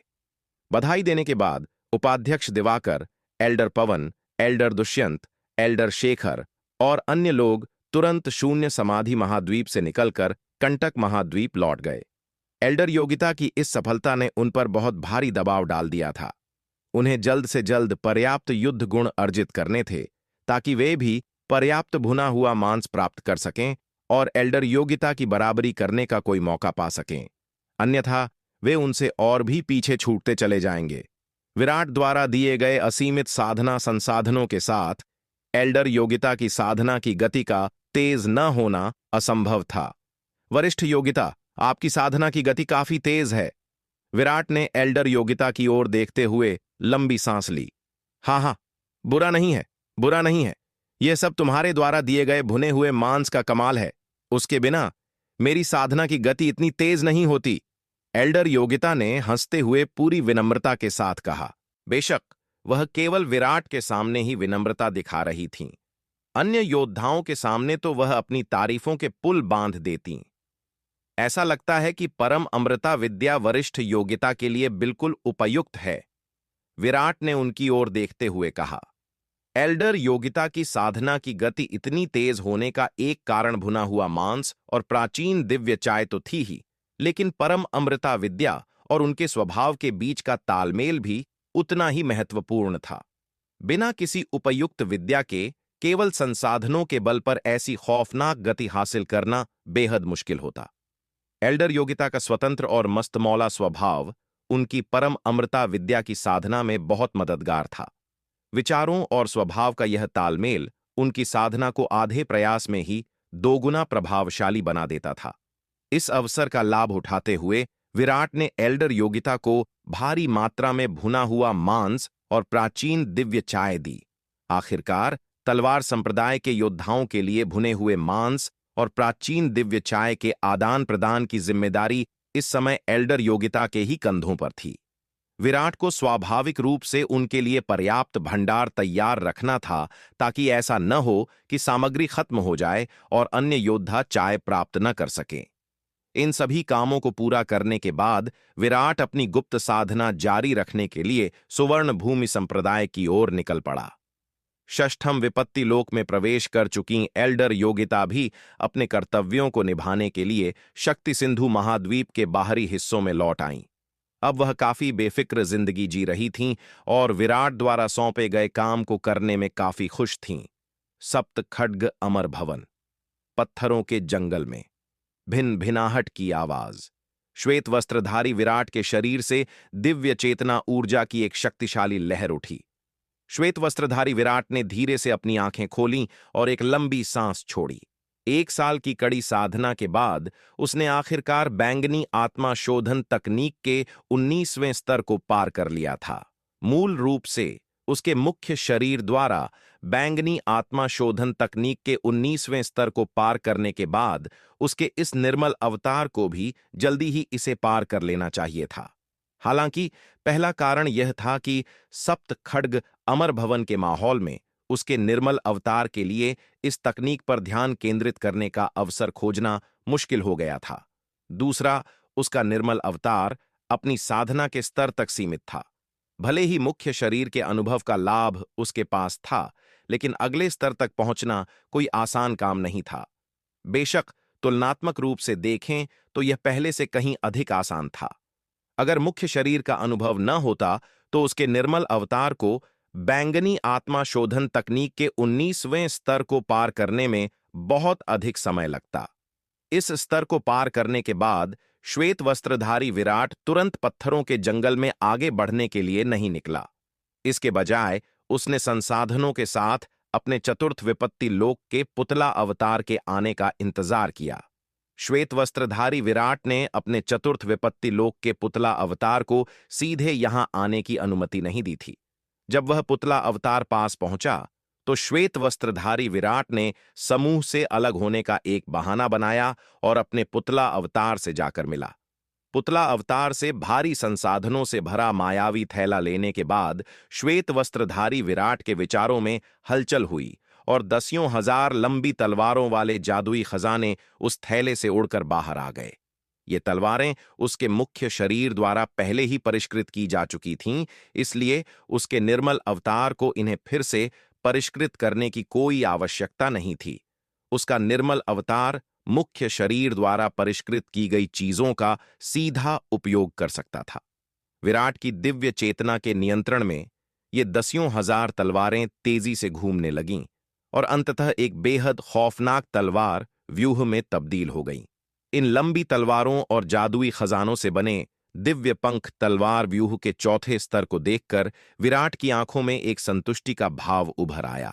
बैंगनी आत्मा शोधन तकनीक के 19वें स्तर को पार करने और अब इस दिव्य पंख तलवार व्यूह के चौथे स्तर के होने से आखिरकार उसके पास सप्त खड्ग अमर भवन के भीतर अपनी रक्षा करने की असली ताकत आ गई थी। अपनी वर्तमान ताकत के साथ अगर उसका सामना फिर से एल्डर लोहिया से होता तो उसे मारना कहीं अधिक आसान होता और उसे पवन देव बाण विद्या के चरम उपयोग का जोखिम भी नहीं उठाना पड़ता। चतुर्थ विपत्ति लोक के पुतला अवतार से सभी संसाधनों को लेने के बाद विराट ने इस बार पुतला अवतार को थैले में वापस नहीं रखा। इसके बजाय उसने उसे आसपास के माहौल की टोह लेने के लिए वहीं छोड़ दिया। एल्डर लोहिया के हाथों भारी नुकसान उठाने के बाद विराट नहीं चाहता था कि उसे फिर से असावधानी के कारण वैसा ही नुकसान उठाना पड़े। भले ही उसकी दिव्य दृष्टि पत्थरों के जंगल के कोहरे को भेद कर दूर तक देख सकती थी, लेकिन वह हर समय अपनी दिव्य दृष्टि का उपयोग नहीं कर सकता था।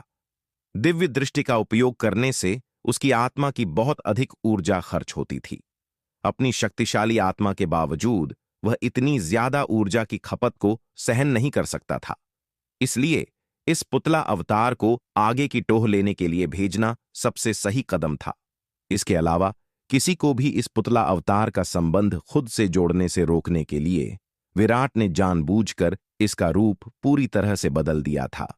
खतरों से भरे इस सप्त खड्ग अमर भवन में उसे अत्यधिक सावधान रहना था। यह केवल यहां के प्राकृतिक खतरों के कारण नहीं था, बल्कि यहां प्रवेश करने वाले अन्य योद्धाओं के खतरों के कारण भी था। कभी कभी करीबियों से भी सावधान रहना पड़ता था। शौर्य के हाथों जिग्नेश की मौत हुई थी और देवयानी पर उसी के साथी भार्गव ने हमला किया था। यहां तक कि जब गीतिका एल्डर लोहिया से लड़ रही थी तब वीरेंद्र ने भी उसे धोखा दिया था। कभी कभी जानलेवा वार किसी दुश्मन से नहीं बल्कि किसी अपने करीबी की तरफ से ही आता है। विराट को चंद्रिका और पुनीत पर पूरा भरोसा था। उन्होंने तेजस पर्वत में एक साथ जीवन और मृत्यु की परीक्षाओं का सामना किया था और विराट उनके चरित्र को अच्छी तरह जानता था। हालांकि वह चंद्रकांत, धवलराज और देवयानी पर उतना भरोसा नहीं कर सकता था जितना वह चंद्रिका और पुनीत पर करता था, विशेषकर चंद्रकांत। देवयानी को मारकर उसका मुंह बंद करने और अपना रहस्य छुपाए रखने के उसके सुझाव से यह साफ था कि यह आदमी बेहद क्रूर था। बेशक इसका मतलब यह नहीं था कि चंद्रकांत एक बुरा इंसान था और उस पर बिल्कुल भरोसा नहीं किया जा सकता था। चंद्रकांत भले ही उसके कुछ उसूलों से सहमत न हो, लेकिन इसका मतलब यह नहीं था कि वह पूरी तरह से बुरा था। आखिरकार परिस्थितियों को देखते हुए अपना रहस्य छुपाने के लिए देवयानी को मारना उसके लिए सबसे फायदेमंद कदम था। इस तरह उसे इस बात की चिंता नहीं रहती कि देवयानी श्रवण वर्षा विद्यापीठ को उसका रहस्य बता देगी। लेकिन विराट के अपने उसूल थे और वह ऐसा कुछ भी करने को तैयार नहीं था। यह सब करने के बाद श्वेत वस्त्रधारी विराट वापस चंद्रिका, पुनीत और अन्य लोगों से मिलने के लिए लौट आया। समूह फिर से सप्तखड्ग अमर भवन की गहराइयों की ओर बढ़ चला। पत्थरों के इस जंगल में 2-3 महीने की यात्रा करने के बाद उनका सामना श्रवण वर्षा विद्यापीठ के एक दल से हुआ। इस दल का नेतृत्व विद्यापीठ की सप्तम विपत्ति लोक की विशेषज्ञ देविका कर रही थीं। उनके साथ पूर्वज श्वेत हिम, एल्डर उदय, कुशाग्र और श्वेत हिम संप्रदाय के अन्य योद्धा भी थे। श्वेत वस्त्रधारी विराट, चंद्रिका, पुनीत, चंद्रकांत और अन्य लोगों को देखकर पूर्वज श्वेत हिम खुशी और हैरानी दोनों से भर गए। उन्होंने कभी नहीं सोचा था कि महज कुछ ही सालों में चंद्रकांत, चंद्रिका, धवलराज, पुनीत और अन्य सभी ने पंचम विपत्ति लोक को पार कर लिया होगा। चंद्रकांत का पंचम विपत्ति लोक में पहुंचना उतना अजीब नहीं था। आखिरकार वह कई सालों से चतुर्थ विपत्ति लोक के चरम पर था। लेकिन यह तथ्य कि पुनीत जैसे लोगों ने भी इस लोक में प्रवेश कर लिया था, पूर्वज श्वेत हिम के लिए बहुत बड़ा झटका था। सप्तखड्ग अमर भवन में उन्हें ऐसा कौन सा खजाना मिल गया था जिसने उन सभी को पंचम विपत्ति लोक में पहुंचा दिया? पूर्वज श्वेत हिम अपनी उत्सुकता को दबा नहीं पाए और उन्होंने इस बारे में पूछ ही लिया। हालांकि चाहे चंद्रकांत हो, चंद्रिका, धवलराज या पुनीत, सभी ने गोलमोल और टालमटोल वाले जवाब दिए। उनकी आज की सारी सफलताएं श्वेत वस्त्रधारी विराट की बदौलत ही थीं। श्वेत वस्त्रधारी विराट की अनुमति के बिना, अपने श्वेत हिम संप्रदाय के पूर्वज होने के बावजूद, वे विराट के रहस्य उजागर नहीं कर सकते थे। विराट द्वारा दिए गए उन अद्भुत साधना संसाधनों का सेवन करने के बाद वे सभी अच्छी तरह जानते थे कि उन चमत्कारी चीजों का असली अर्थ क्या था। अगर किसी बुरे इरादे वाले व्यक्ति को इनके बारे में पता चल जाता तो निस्संदेह यह एक भयंकर लालच को जन्म देता। यह श्वेत वस्त्रधारी विराट के लिए कोई अच्छी खबर नहीं होती। भले ही उन्हें लगता था कि उनके पूर्वज ऐसा कुछ नहीं करेंगे, फिर भी उन्होंने विराट की सुरक्षा के लिए इसे एक रहस्य ही रखना चुना। जब तक श्वेत वस्त्रधारी विराट खुद इस रहस्य को उजागर न करे, तब तक कोई कुछ नहीं बोलेगा। जब पूर्वज श्वेत हिम ने देखा कि उन्हें कोई सीधा जवाब नहीं मिल रहा है, तो उन्होंने इस बात को वहीं छोड़ दिया। जाहिर था कि इस मामले में कुछ बहुत बड़े रहस्य छिपे थे। इसीलिए उन्होंने अपने संप्रदाय के पूर्वज से भी इसे छिपाना बेहतर समझा।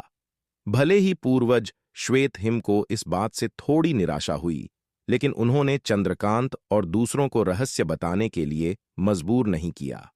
आखिरकार हर किसी के अपने रहस्य होते हैं, खासकर जब बात महत्वपूर्ण खजानों की हो।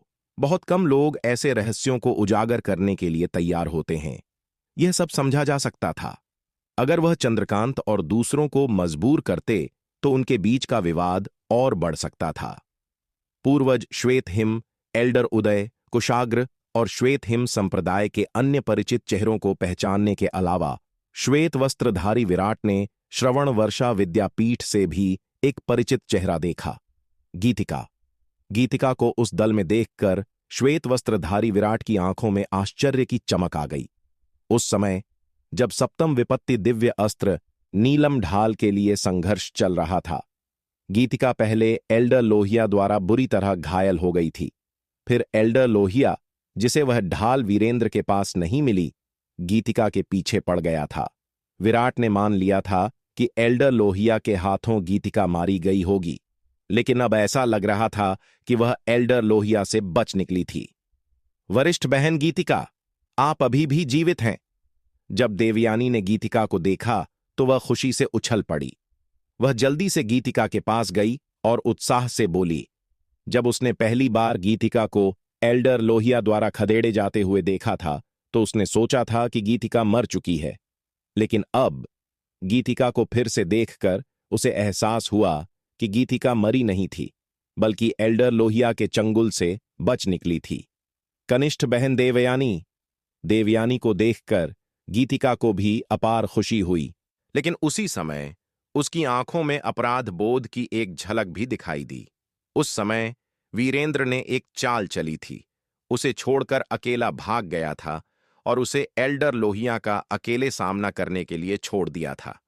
भले ही वीरेंद्र अपनी जान नहीं बचा पाया, लेकिन उस स्थिति में वह अकेले एल्डर लोहिया से नहीं लड़ सकती थी। इसलिए एल्डर लोहिया के हमले के तहत वह केवल श्रवण वर्षा विद्यापीठ के अपने साथियों को तितर बितर होने और भागने के लिए कह सकी, इस उम्मीद में कि जितने बच सकें बच जाएं। गीतिका को हमेशा अपने साथियों की रक्षा न कर पाने का मलाल रहा था। उस स्थिति में श्रवण वर्षा विद्यापीठ के अधिकांश शिष्य शायद एल्डर लोहिया और महारक्तिम किले के योद्धाओं के चंगुल से नहीं बच पाए होंगे। देवयानी को फिर से देखकर गीतिका स्वाभाविक रूप से बहुत खुश थी। कम से कम उस लड़ाई में उसके अलावा भी कोई था जो बच गया था। देविका के दल के साथ फिर से जुड़ने के बाद श्वेत वस्त्रधारी विराट, चंद्रिका, चंद्रकांत और अन्य लोग समूह में शामिल हो गए और सप्त खड्ग अमर भवन की गहराइयों में अपनी यात्रा जारी रखी। वे आधा महीना और चले और अब उनके सामने एक विशाल पत्थर का पहाड़ आ गया। पहाड़ की चोटी पर एक बड़ा धनुष रखा था, जिससे शक्तिशाली ऊर्जा निकल रही थी।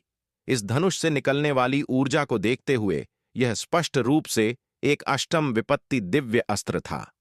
जितना गहरा वे इस पत्थरों के जंगल में जाते, उतने ही उच्च कोटि के खजाने उन्हें मिलते। इस बिंदु पर जो खजाने मिल रहे थे, वे शायद ही पंचम विपत्ति दिव्य अस्त्र के स्तर से नीचे थे। वे लगभग सभी पंचम विपत्ति दिव्य अस्त्र या उससे ऊपर के थे। यहां तक कि सप्तम विपत्ति और अष्टम विपत्ति दिव्य अस्त्रों के मिलने की संभावना भी बढ़ रही थी। अष्टम विपत्ति दिव्य अस्त्र धनुष को देखकर श्वेत वस्त्रधारी विराट अपने दिल में एक तीव्र इच्छा को महसूस करने से नहीं रोक पाया। एल्डर लोहिया के साथ लड़ाई के दौरान पवनदेव बाण विद्या का इस्तेमाल करने के बाद उसके हाथ का उड़न मेघ धनुष पूरी तरह से नष्ट हो गया था। उसे वास्तव में एक उच्च स्तरीय धनुष और बाण वाले जादुई हथियार की बहुत कमी महसूस हो रही थी। हालांकि इस विशाल धनुष को देखकर, जो कि एक अष्टम विपत्ति दिव्य अस्त्र था, श्वेत वस्त्रधारी विराट केवल इसके सपने ही देख सकता था। श्रवण वर्षा विद्यापीठ के दल के साथ रहते हुए इस स्तर के खजाने उसकी पहुंच से बिल्कुल बाहर थे। वास्तव में इस दल में शामिल होने के बाद रास्ते में मिलने वाले लगभग सभी खजानों से वे हाथ धो बैठे थे। इसके विपरीत जब वे अकेले यात्रा कर रहे थे तो खजाने लगभग हमेशा उनकी अपनी जेब में ही आते थे। बेशक इस दल में शामिल होने के फायदे भी थे। जितना गहरा वे सप्त खड्ग अमर भवन में जा रहे थे, खतरा उतना ही बढ़ता जा रहा था। उनकी यात्रा जारी रखने के लिए उनके मूल दल की ताकत अब अपर्याप्त होती जा रही थी। इस दल में शामिल होने से खजाने प्राप्त करने की उनकी संभावना भले ही बहुत कम हो गई थी, लेकिन कम से कम उनकी सुरक्षा काफी हद तक बढ़ गई थी। श्वेत वस्त्रधारी विराट ने सप्त खड्ग अमर भवन में प्रवेश केवल श्रवण वर्षा विद्यापीठ, महारक्तिम किले और अमर खड्ग संप्रदाय के बारे में गहरी समझ हासिल करने के लिए नहीं किया था, बल्कि एक और महत्वपूर्ण उद्देश्य के लिए भी किया था, शिखा शर्मा को ढूंढना। इसलिए विराट के लिए सप्त खड्ग अमर भवन के भीतर खजाने प्राप्त करना दूसरे दर्जे का काम था।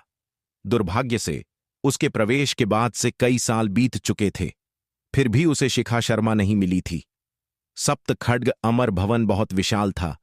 शिखा शर्मा को यहां ढूंढना कोई आसान काम नहीं था। फिर भी विराट ने हार नहीं मानी थी। जब तक शिखा शर्मा जीवित थी, चाहे सप्त खड्ग अमर भवन कितना भी विशाल क्यों न हो, अगर वह खोजता रहा तो अंततः उसे पा ही लेगा। विराट अभी भी जानता था कि शिखा शर्मा जीवित है या नहीं। चूंकि शिखा शर्मा ने सप्त खड्ग अमर भवन में प्रवेश किया था, इसलिए उसके असली रूप ने पूर्वी राज्य के शर्मा परिवार के पास जाकर शिखा शर्मा की जीवन पट्टिका ले ली थी। शिखा शर्मा की जीवन पट्टिका के साथ विराट स्वाभाविक रूप से किसी भी समय यह पता लगा सकता था कि शिखा शर्मा अभी भी जीवित है या नहीं। हालांकि शिखा शर्मा को सप्त खड्ग अमर भवन में आए 1 दशक से अधिक समय हो गया था, लेकिन उसकी जीवन पट्टिका अभी भी सुरक्षित थी। इसका मतलब था कि शिखा शर्मा की मृत्यु नहीं हुई थी और वह पूरी तरह से सुरक्षित थी। 1 दशक से अधिक समय बीत चुका था और शिखा शर्मा संभवतः सप्तखड्ग अमर भवन में बहुत गहराई तक प्रवेश कर चुकी होगी। शिखा शर्मा की मार्शल आर्ट प्रतिभा बेहद मजबूत थी। पूरे तलवार संप्रदाय में स्वयं उसके शार्दुल, नीलिमा, विशाल कछुए, आयु, माया और वान्या को छोड़कर किसी और की प्रतिभा शिखा शर्मा की बराबरी नहीं कर सकती थी। यहां तक कि हिमशिखा भी, जिसकी प्रतिभा असाधारण थी, शिखा शर्मा से थोड़ी कम ही थी। सप्तखड्ग अमर भवन में इतने सालों के बाद शिखा शर्मा की ताकत शायद बहुत ऊंचे स्तर तक पहुंच चुकी होगी। आखिरकार सप्तखड्ग अमर भवन में प्रवेश करने से पहले शिखा शर्मा अपने साथ तलवार संप्रदाय के साधना संसाधनों का एक बड़ा भंडार भी लाई थी। उन अद्भुत संसाधनों की मदद से और सप्तखड्ग अमर भवन के अनुभव के साथ जब तक वह मरती नहीं है, उसकी साधना का स्तर निश्चित रूप से कम नहीं होगा।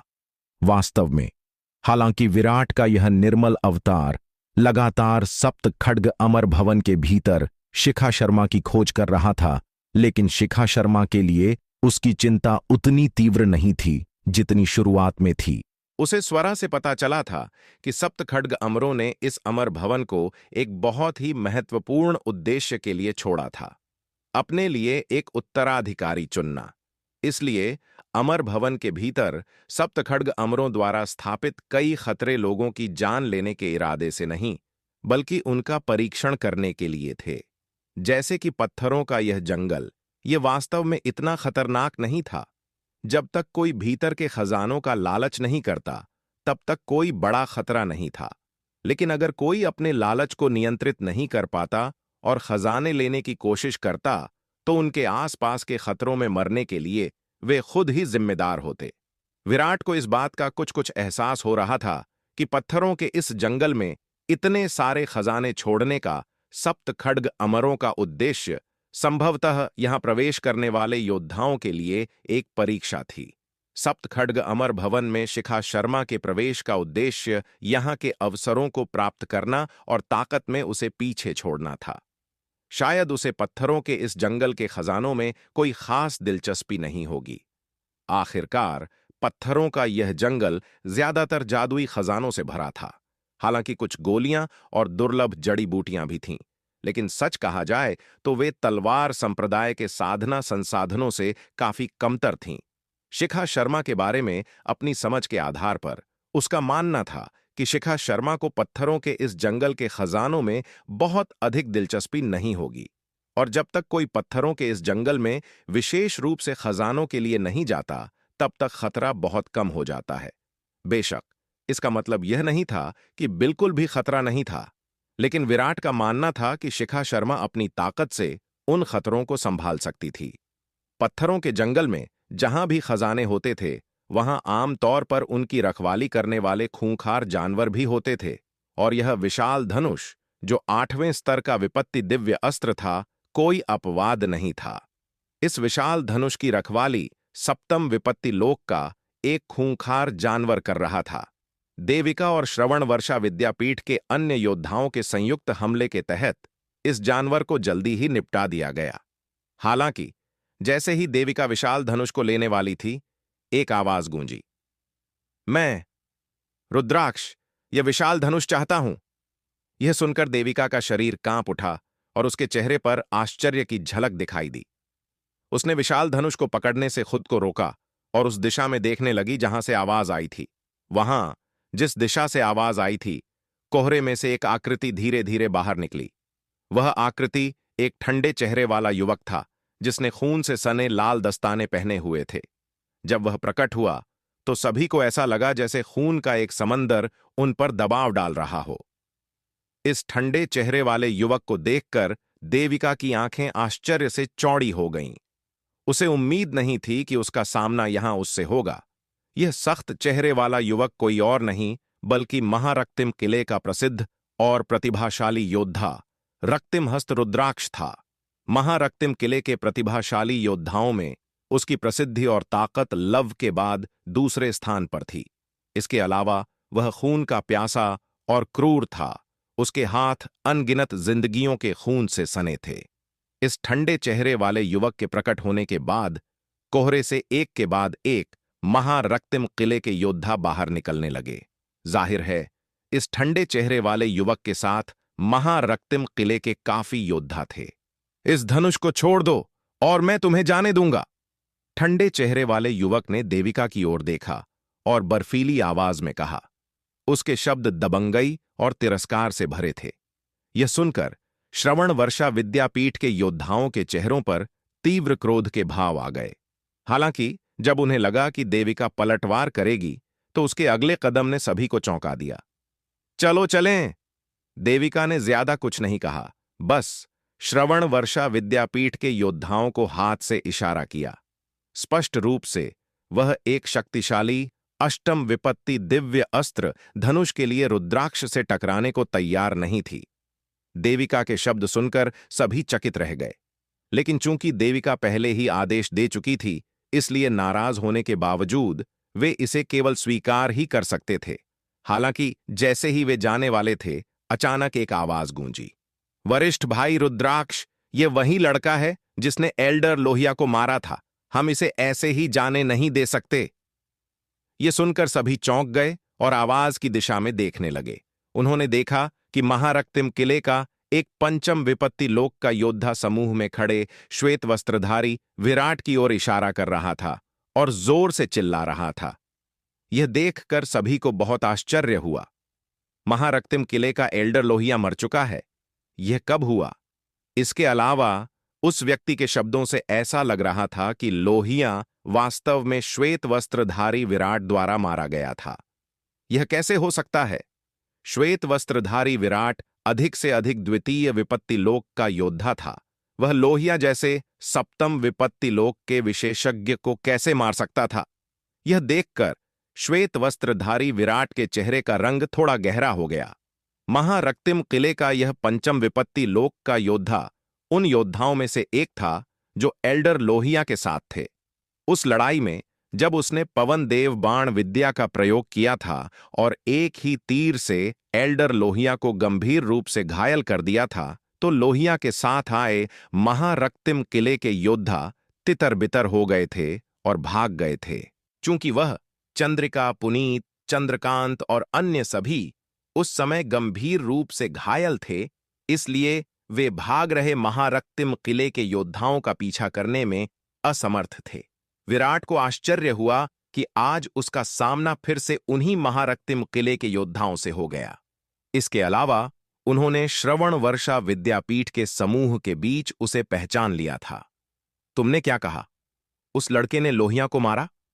योद्धा की बात सुनकर रुद्राक्ष को भी आश्चर्य हुआ।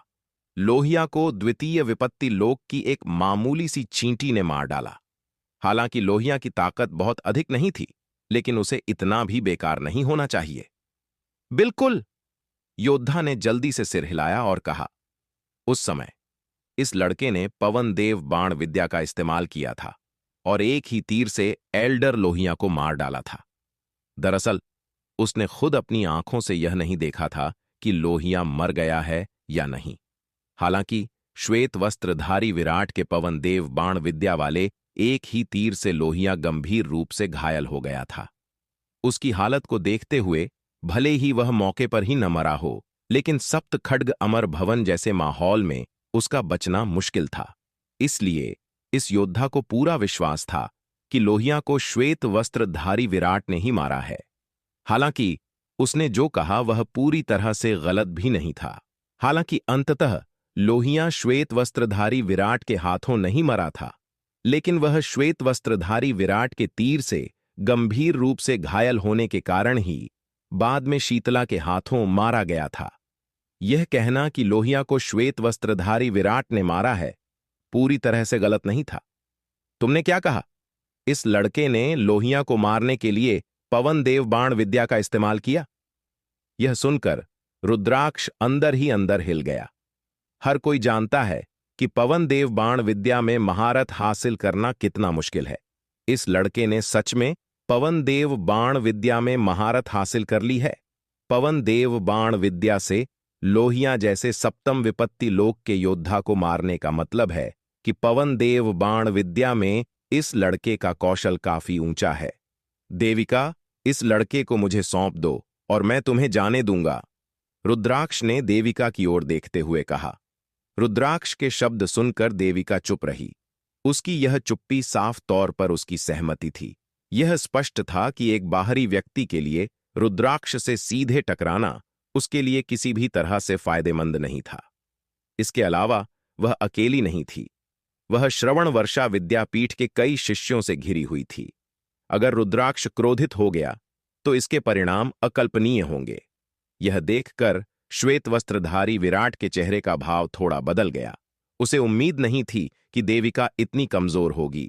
रुद्राक्ष के दबाव में उसने विरोध का कोई संकेत नहीं दिखाया। वरिष्ठ देविका, यह देखकर चंद्रिका घबरा गई और चिंतित चेहरे के साथ देविका को पुकारने लगी। चंद्रिका, चुप रहो। इसी समय पूर्वज श्वेत हिम ने धीमी आवाज में कहा।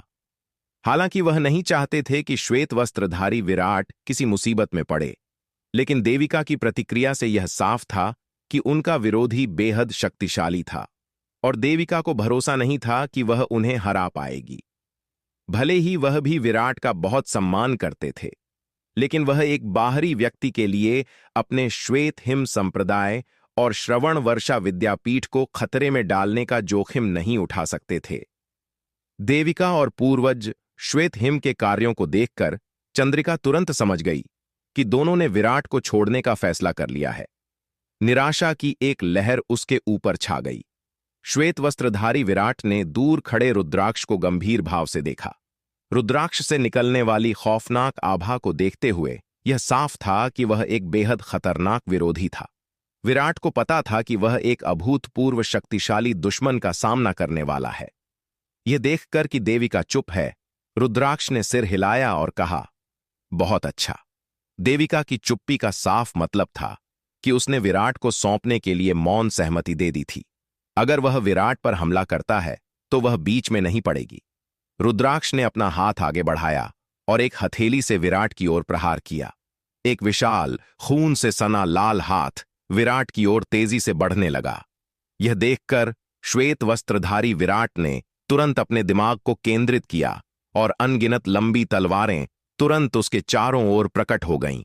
उसकी दिव्य चेतना के नियंत्रण में इन लंबी तलवारों ने जल्दी से एक बेहद खौफनाक तलवार व्यूह का रूप ले लिया। भिनभिनाहट, पूरा तलवार व्यूह कांप उठा और उसमें से एक अतुलनीय तेज तलवार की आभा उठी, जो सीधे उस विशाल आसमान को ढक लेने वाले हाथ की ओर बढ़ गई। धमाका!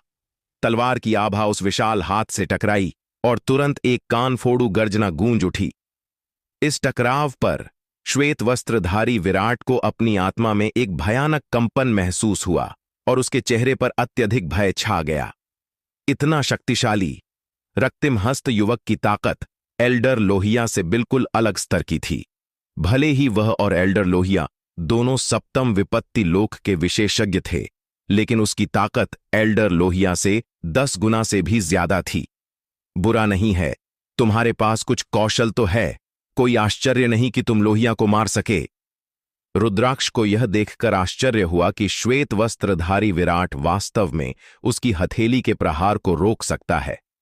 हालांकि अगर तुम्हारे पास बस इतनी ही ताकत है तो आज तुम्हारा अंत यहीं होता है।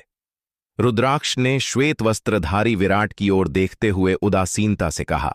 इतना कहकर उसने श्वेत वस्त्रधारी विराट की ओर एक और हथेली से प्रहार किया। पिछले हमले में उसने अपनी आधी ताकत का ही इस्तेमाल किया था। इस बार उसने अपनी पूरी शक्ति लगा दी। भयानक शक्ति से भरा एक विशालकाय हाथ फिर से श्वेत वस्त्रधारी विराट की ओर गिरा।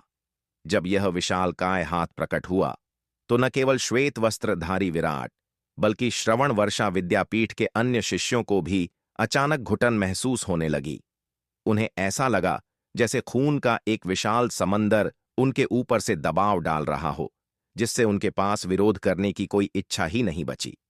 यह देखकर श्वेत वस्त्रधारी विराट भी बेहद गंभीर हो गया।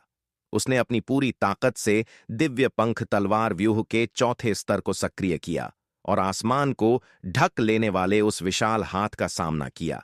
दुर्भाग्य से इस बार उसके दिव्य पंख तलवार व्यूह का चौथा स्तर रुद्राक्ष के पूरी शक्ति वाले प्रहार का मुकाबला नहीं कर पाया। एक कानफोड़ू गर्जना के साथ विशालकाय हाथ ने एक ही झटके में उस अतुलनीय तेज तलवार की ऊर्जा को चकनाचूर कर दिया। तलवार की ऊर्जा को बिखेरने के बाद विशालकाय हाथ सीधे उस खौफनाक तलवार व्यूह से जा टकराया। हवा में चटकने की आवाजें गूंज उठीं, क्योंकि अनगिनत लंबी तलवारें और जादुई खजाने उस विशाल हाथ के प्रहार से टूटकर बिखर गए। दिव्य पंख तलवार व्यूह का चौथा स्तर उस विशालकाय हाथ के हमले से सीधे टूट गया था। तलवार व्यूह को तोड़ने के बाद विशालकाय हाथ श्वेत वस्त्रधारी विराट की ओर बढ़ता रहा। यह देखकर विराट भयभीत हो गया। इस आदमी की ताकत वास्तव में बहुत अधिक थी। लगातार नीचे की ओर आ रहे विशालकाय हाथ का सामना करते हुए हताशा के एक पल में श्वेत वस्त्रधारी विराट अपना हाथ हिलाकर विशाल नीलम ढाल, जो कि एक सप्तम विपत्ति दिव्य अस्त्र थी, ही निकाल सका। इस स्थिति में उसे इस बात की कोई परवाह नहीं थी कि इस ढाल को निकालने से किसी को शक होगा या नहीं। धमाका! विशालकाय हाथ नीलम ढाल से टकराया और एक कान फोड़ू गर्जना गूंज उठी। फिर एक दरार की आवाज के साथ वह सप्तम विपत्ति दिव्य अस्त्र वाली नीलम ढाल इस खौफनाक प्रहार के तहत टुकड़े टुकड़े हो गई। इस शक्तिशाली प्रहार के बचे हुए प्रभाव ने श्वेत वस्त्रधारी विराट को भी अपनी चपेट में ले लिया, जिससे उसके मुंह से खून निकल आया। केवल इस एक हथेली के प्रहार के झटके ने ही उसे बुरी तरह घायल कर दिया था।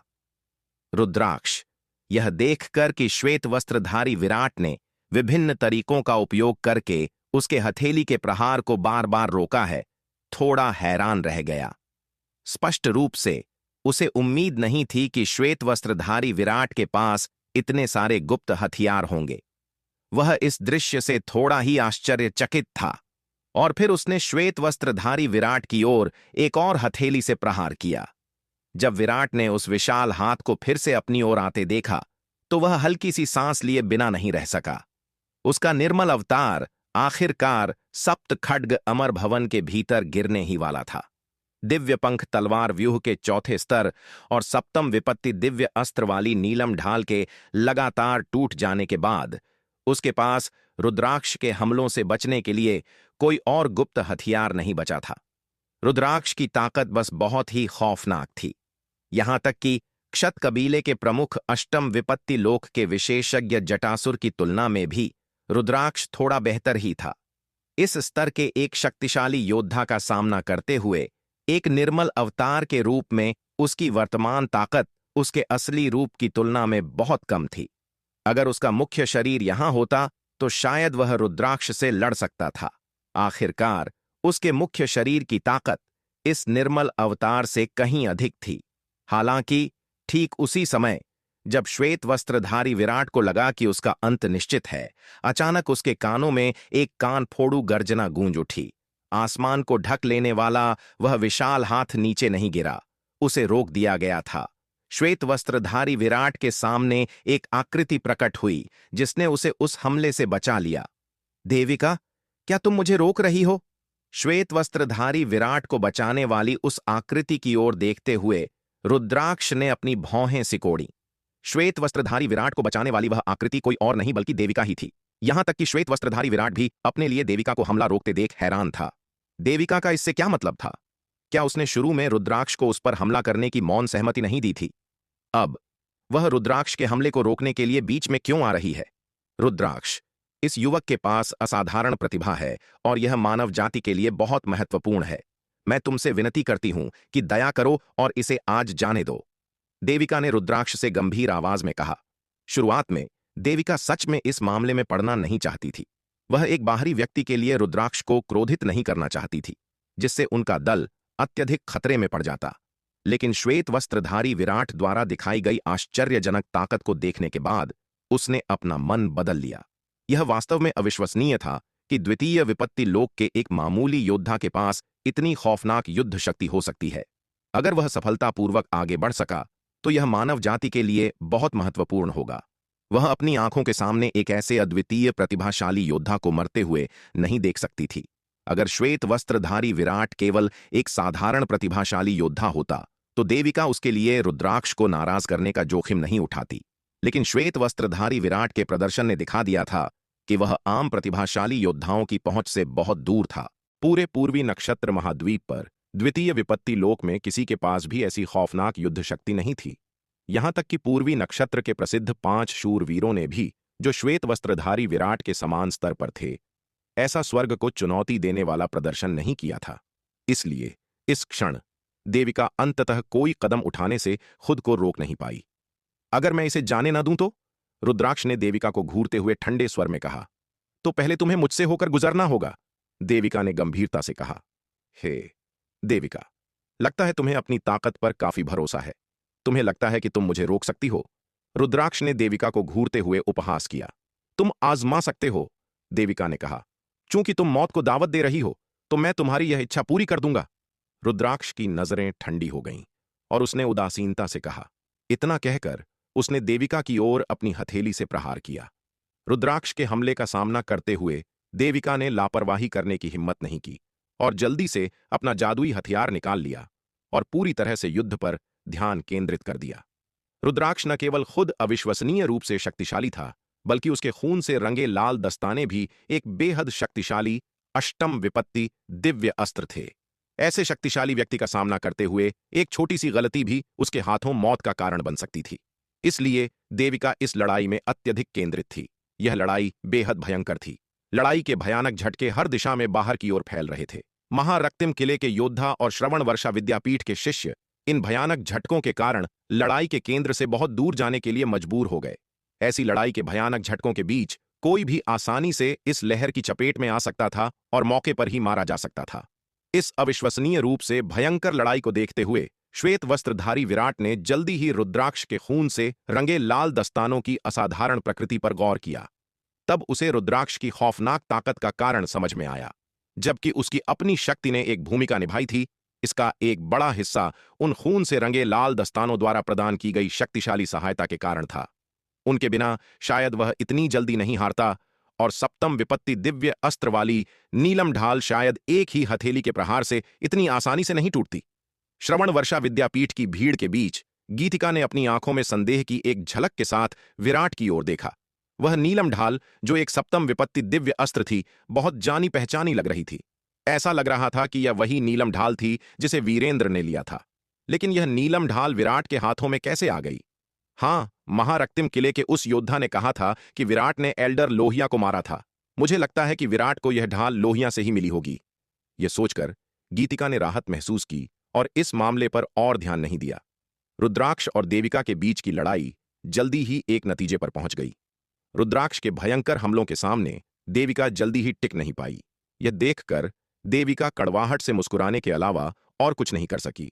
उसे उम्मीद थी कि वह रुद्राक्ष का मुकाबला नहीं कर पाएगी, लेकिन उसने यह नहीं सोचा था कि उसकी ताकत रुद्राक्ष से इतनी कम होगी। श्वेत वस्त्रधारी विराट और श्रवण वर्षा विद्यापीठ के अन्य योद्धाओं को जल्दी ही देविका की मुश्किल का एहसास हो गया और उनके चेहरों का रंग तुरंत उड़ गया। अगर देविका हार गई तो महारक्तिम किले के योद्धाओं के काम करने के तरीके को देखते हुए उन सभी का अंजाम बहुत बुरा होगा। जब सभी लोग घबराहट से भरे हुए थे, तभी अचानक एक जोरदार धमाके के साथ श्वेत वस्त्रधारी विराट से एक शक्तिशाली आभा फूट पड़ी। सभी ने मुड़कर देखा और पाया कि यह हलचल श्वेत वस्त्रधारी विराट के तृतीय विपत्ति लोक में प्रवेश करने के कारण हुई थी। जैसे ही श्वेत वस्त्रधारी विराट ने नया लोक पार किया, स्वर्ग और पृथ्वी ने जल्दी ही इसे महसूस कर लिया और आसमान में घने विपत्ति के बादल तेजी से घिरने लगे। नए लोक में प्रवेश करने के तुरंत बाद श्वेत वस्त्रधारी विराट रुद्राक्ष की ओर लपका। रुद्राक्ष चौंक गया और श्वेत वस्त्रधारी विराट के हमले से बचते हुए पीछे हट गया। धत तेरे की, क्या तुम पागल हो गए हो? रुद्राक्ष ने श्वेत वस्त्रधारी विराट की ओर देखते हुए गाली दी। यह लड़का स्वर्गीय विपत्ति से गुजर रहा था।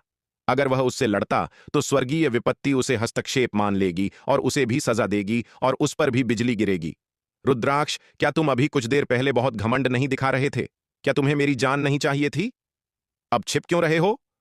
कायर! श्वेत वस्त्रधारी विराट ने रुद्राक्ष का उपहास किया। जब उसने देखा कि देविका रुद्राक्ष के हमले के तहत हारने वाली है, तो श्वेत वस्त्रधारी विराट ने तुरंत द्वितीय विपत्ति लोक की बाधा को तोड़ दिया और तृतीय विपत्ति लोक में प्रवेश कर लिया। सप्त खड्ग अमर भवन में प्रशिक्षण के वर्षों के दौरान उसकी साधना बहुत तेजी से आगे बढ़ी थी। आधा साल पहले वह द्वितीय विपत्ति लोक की सीमा तक पहुंच चुका था। हालांकि विराट तृतीय विपत्ति लोक में प्रवेश करने से पहले द्वितीय विपत्ति लोक में अपनी साधना को और अधिक मजबूत बनाना चाहता था, लेकिन अब रुद्राक्ष के दबाव में वह परवाह नहीं कर सकता था। देविका उसे बचाने के लिए रुद्राक्ष से लड़ रही थी। वह उसे रुद्राक्ष के हाथों मरते हुए चुपचाप नहीं देख सकता था। विराट की बातें सुनकर रुद्राक्ष का चेहरा तुरंत काला पड़ गया। वह इतने लंबे समय तक जीवित रहा था, लेकिन यह पहली बार था जब उसे इतनी खुलेआम चुनौती दी गई थी और उसका अपमान किया गया था। फिर भी क्रोध से जलने के बावजूद वह विराट पर हमला करने की हिम्मत नहीं कर सका, अन्यथा उसे और श्वेत वस्त्रधारी विराट दोनों को स्वर्गीय विपत्ति की सजा का सामना करना पड़ेगा। उसने हमला करने की हिम्मत नहीं की, लेकिन श्वेत वस्त्रधारी विराट का उसे इतनी आसानी से छोड़ने का कोई इरादा नहीं था। श्वेत वस्त्रधारी विराट तेजी से आगे बढ़ा और फिर से रुद्राक्ष पर झपटा। यह देखकर रुद्राक्ष के चेहरे के भाव पूरी तरह बदल गए और वह जल्दी से दूर भाग गया। उसने अंदर ही अंदर गाली दी, धत तेरे की, यह लड़का पागल है। क्या इसे स्वर्गीय विपत्ति की सजा का डर नहीं है? यह समझना महत्वपूर्ण है कि यदि स्वर्गीय विपत्ति यह मान लेती है कि वह विपत्ति में हस्तक्षेप कर रहा है, तो सजा केवल उसे ही नहीं मिलेगी। विपत्ति से गुजर रहे व्यक्ति श्वेत वस्त्रधारी विराट को भी सजा दी जाएगी। श्वेत वस्त्रधारी विराट के कार्य अनिवार्य रूप से जान के बदले जान की रणनीति है। यह लड़का पागल हो गया है, लेकिन वह उसके साथ पागल नहीं होना चाहता। वह लड़के की विपत्ति खत्म होने के बाद उससे निपट लेगा। रुद्राक्ष को एक बार फिर दूर भागते देख श्वेत वस्त्रधारी विराट ने उसका पीछा करना जारी रखा। रुद्राक्ष अविश्वसनीय रूप से निराश महसूस करते हुए केवल फिर से भाग ही सकता था, जबकि श्वेत वस्त्रधारी विराट ने उसका लगातार पीछा किया। और इस प्रकार अपने सिर पर स्वर्गीय विपत्ति मंडराते हुए श्वेत वस्त्रधारी विराट ने पूरी दुनिया में रुद्राक्ष का पीछा किया, और रुद्राक्ष केवल श्वेत वस्त्रधारी विराट के लगातार पीछा करने से भाग ही सका। इस दृश्य ने सभी को अवाक कर दिया। दोनों ही चकित और हैरान थे। श्वेत वस्त्रधारी विराट को क्षितिज की ओर रुद्राक्ष का पीछा करते हुए देखकर देविका जल्दी से गीतिका की ओर मुड़ी और कहा, कनिष्ठ बहन गीतिका, तुम्हें सबको जल्दी से यहां से दूर ले जाना चाहिए। वरिष्ठ बहन देविका, आपका क्या होगा? गीतिका ने हड़बड़ी में पूछा। मैं जाकर देखती हूं कि क्या चल रहा है, देविका ने जवाब दिया। वह श्वेत वस्त्रधारी विराट द्वारा रुद्राक्ष का बहुत दूर तक पीछा करने को लेकर सहज नहीं थी। हालांकि श्वेत वस्त्रधारी विराट वर्तमान में रुद्राक्ष को अस्त व्यस्त दिखा रहा था, लेकिन यह केवल इसीलिए था क्योंकि रुद्राक्ष स्वर्गीय विपत्ति से सावधान था और उसने श्वेत वस्त्रधारी विराट पर हमला करने की हिम्मत नहीं की। एक बार जब श्वेत वस्त्रधारी विराट स्वर्गीय विपत्ति को पार कर लेगा और अब उसकी सजा से उसे खतरा नहीं रहेगा, तो फिर श्वेत वस्त्रधारी विराट की पीड़ा झेलने की बारी आएगी। इसलिए उसने जाने और देखने की योजना बनाई कि क्या चल रहा है, लेकिन अब उसने रुद्राक्ष को पूरी तरह से नाराज कर दिया था। अगर वह और श्वेत वस्त्रधारी विराट रुद्राक्ष का मुकाबला नहीं कर सके तो श्रवण वर्षा विद्यापीठ के शिष्य मुसीबत में पड़ जाएंगे। इसलिए जाने से पहले देविका ने गीतिका को दूसरों को ले जाने और पहले निकलने के लिए कहा।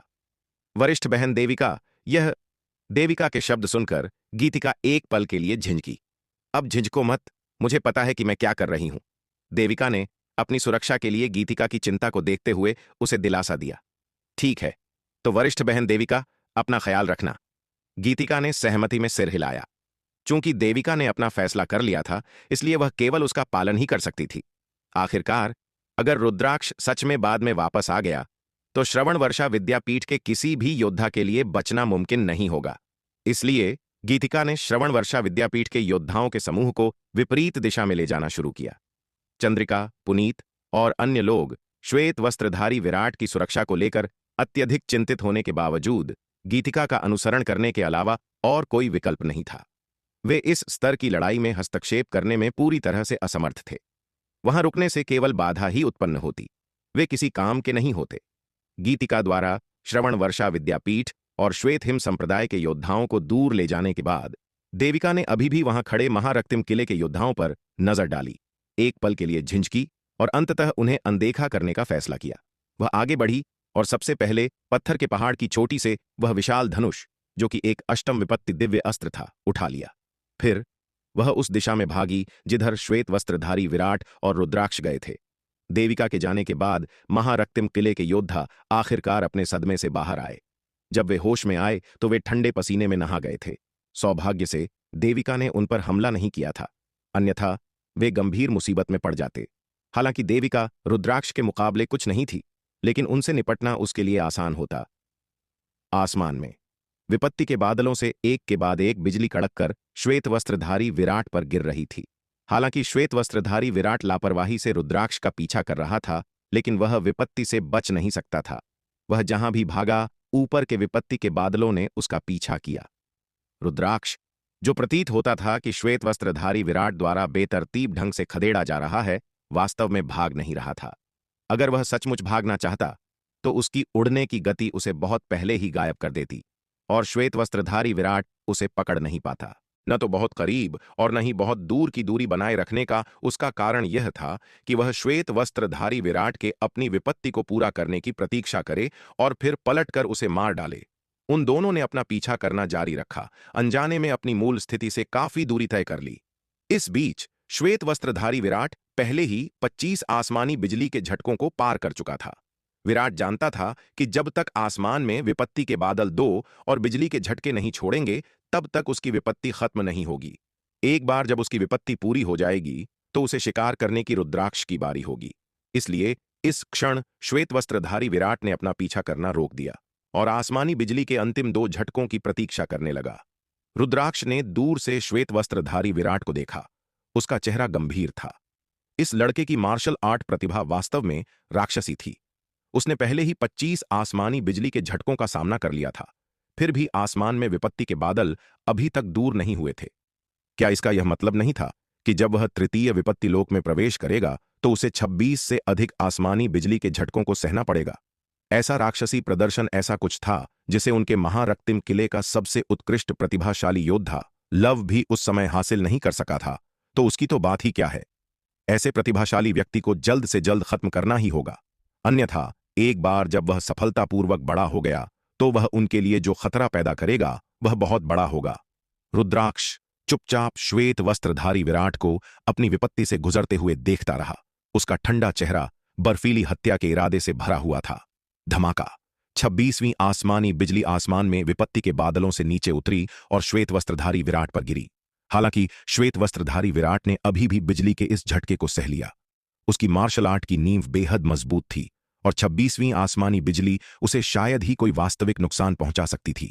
हालांकि जब 27वीं आसमानी बिजली नीचे उतरी तो श्वेत वस्त्रधारी विराट ने अब और लापरवाही करने की हिम्मत नहीं की। एक बार जब बिजली का यह झटका गुजर जाएगा तो उसकी विपत्ति समाप्त हो जाएगी और उसे रुद्राक्ष के हमलों का सामना करना पड़ेगा। इसलिए वह इस समय घायल होने का जोखिम बिल्कुल नहीं उठा सकता था। रुद्राक्ष की ताकत बहुत अधिक थी।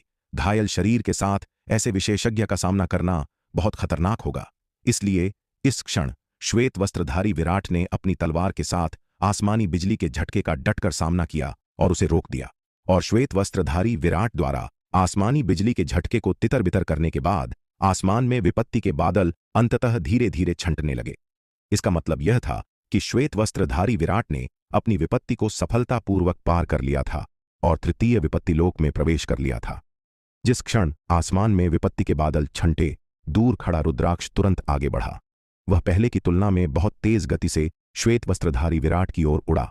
यह देखकर श्वेत वस्त्रधारी विराट ने देर करने की हिम्मत नहीं की और तुरंत मुड़कर भागने लगा।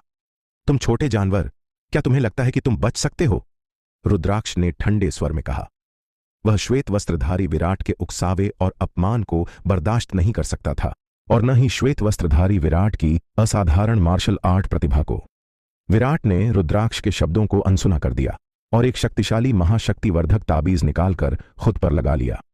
ताबीज तुरंत प्रकाश की एक धारा में बदल गया और उसके शरीर में प्रवेश के साथ श्वेत वस्त्रधारी विराट से एक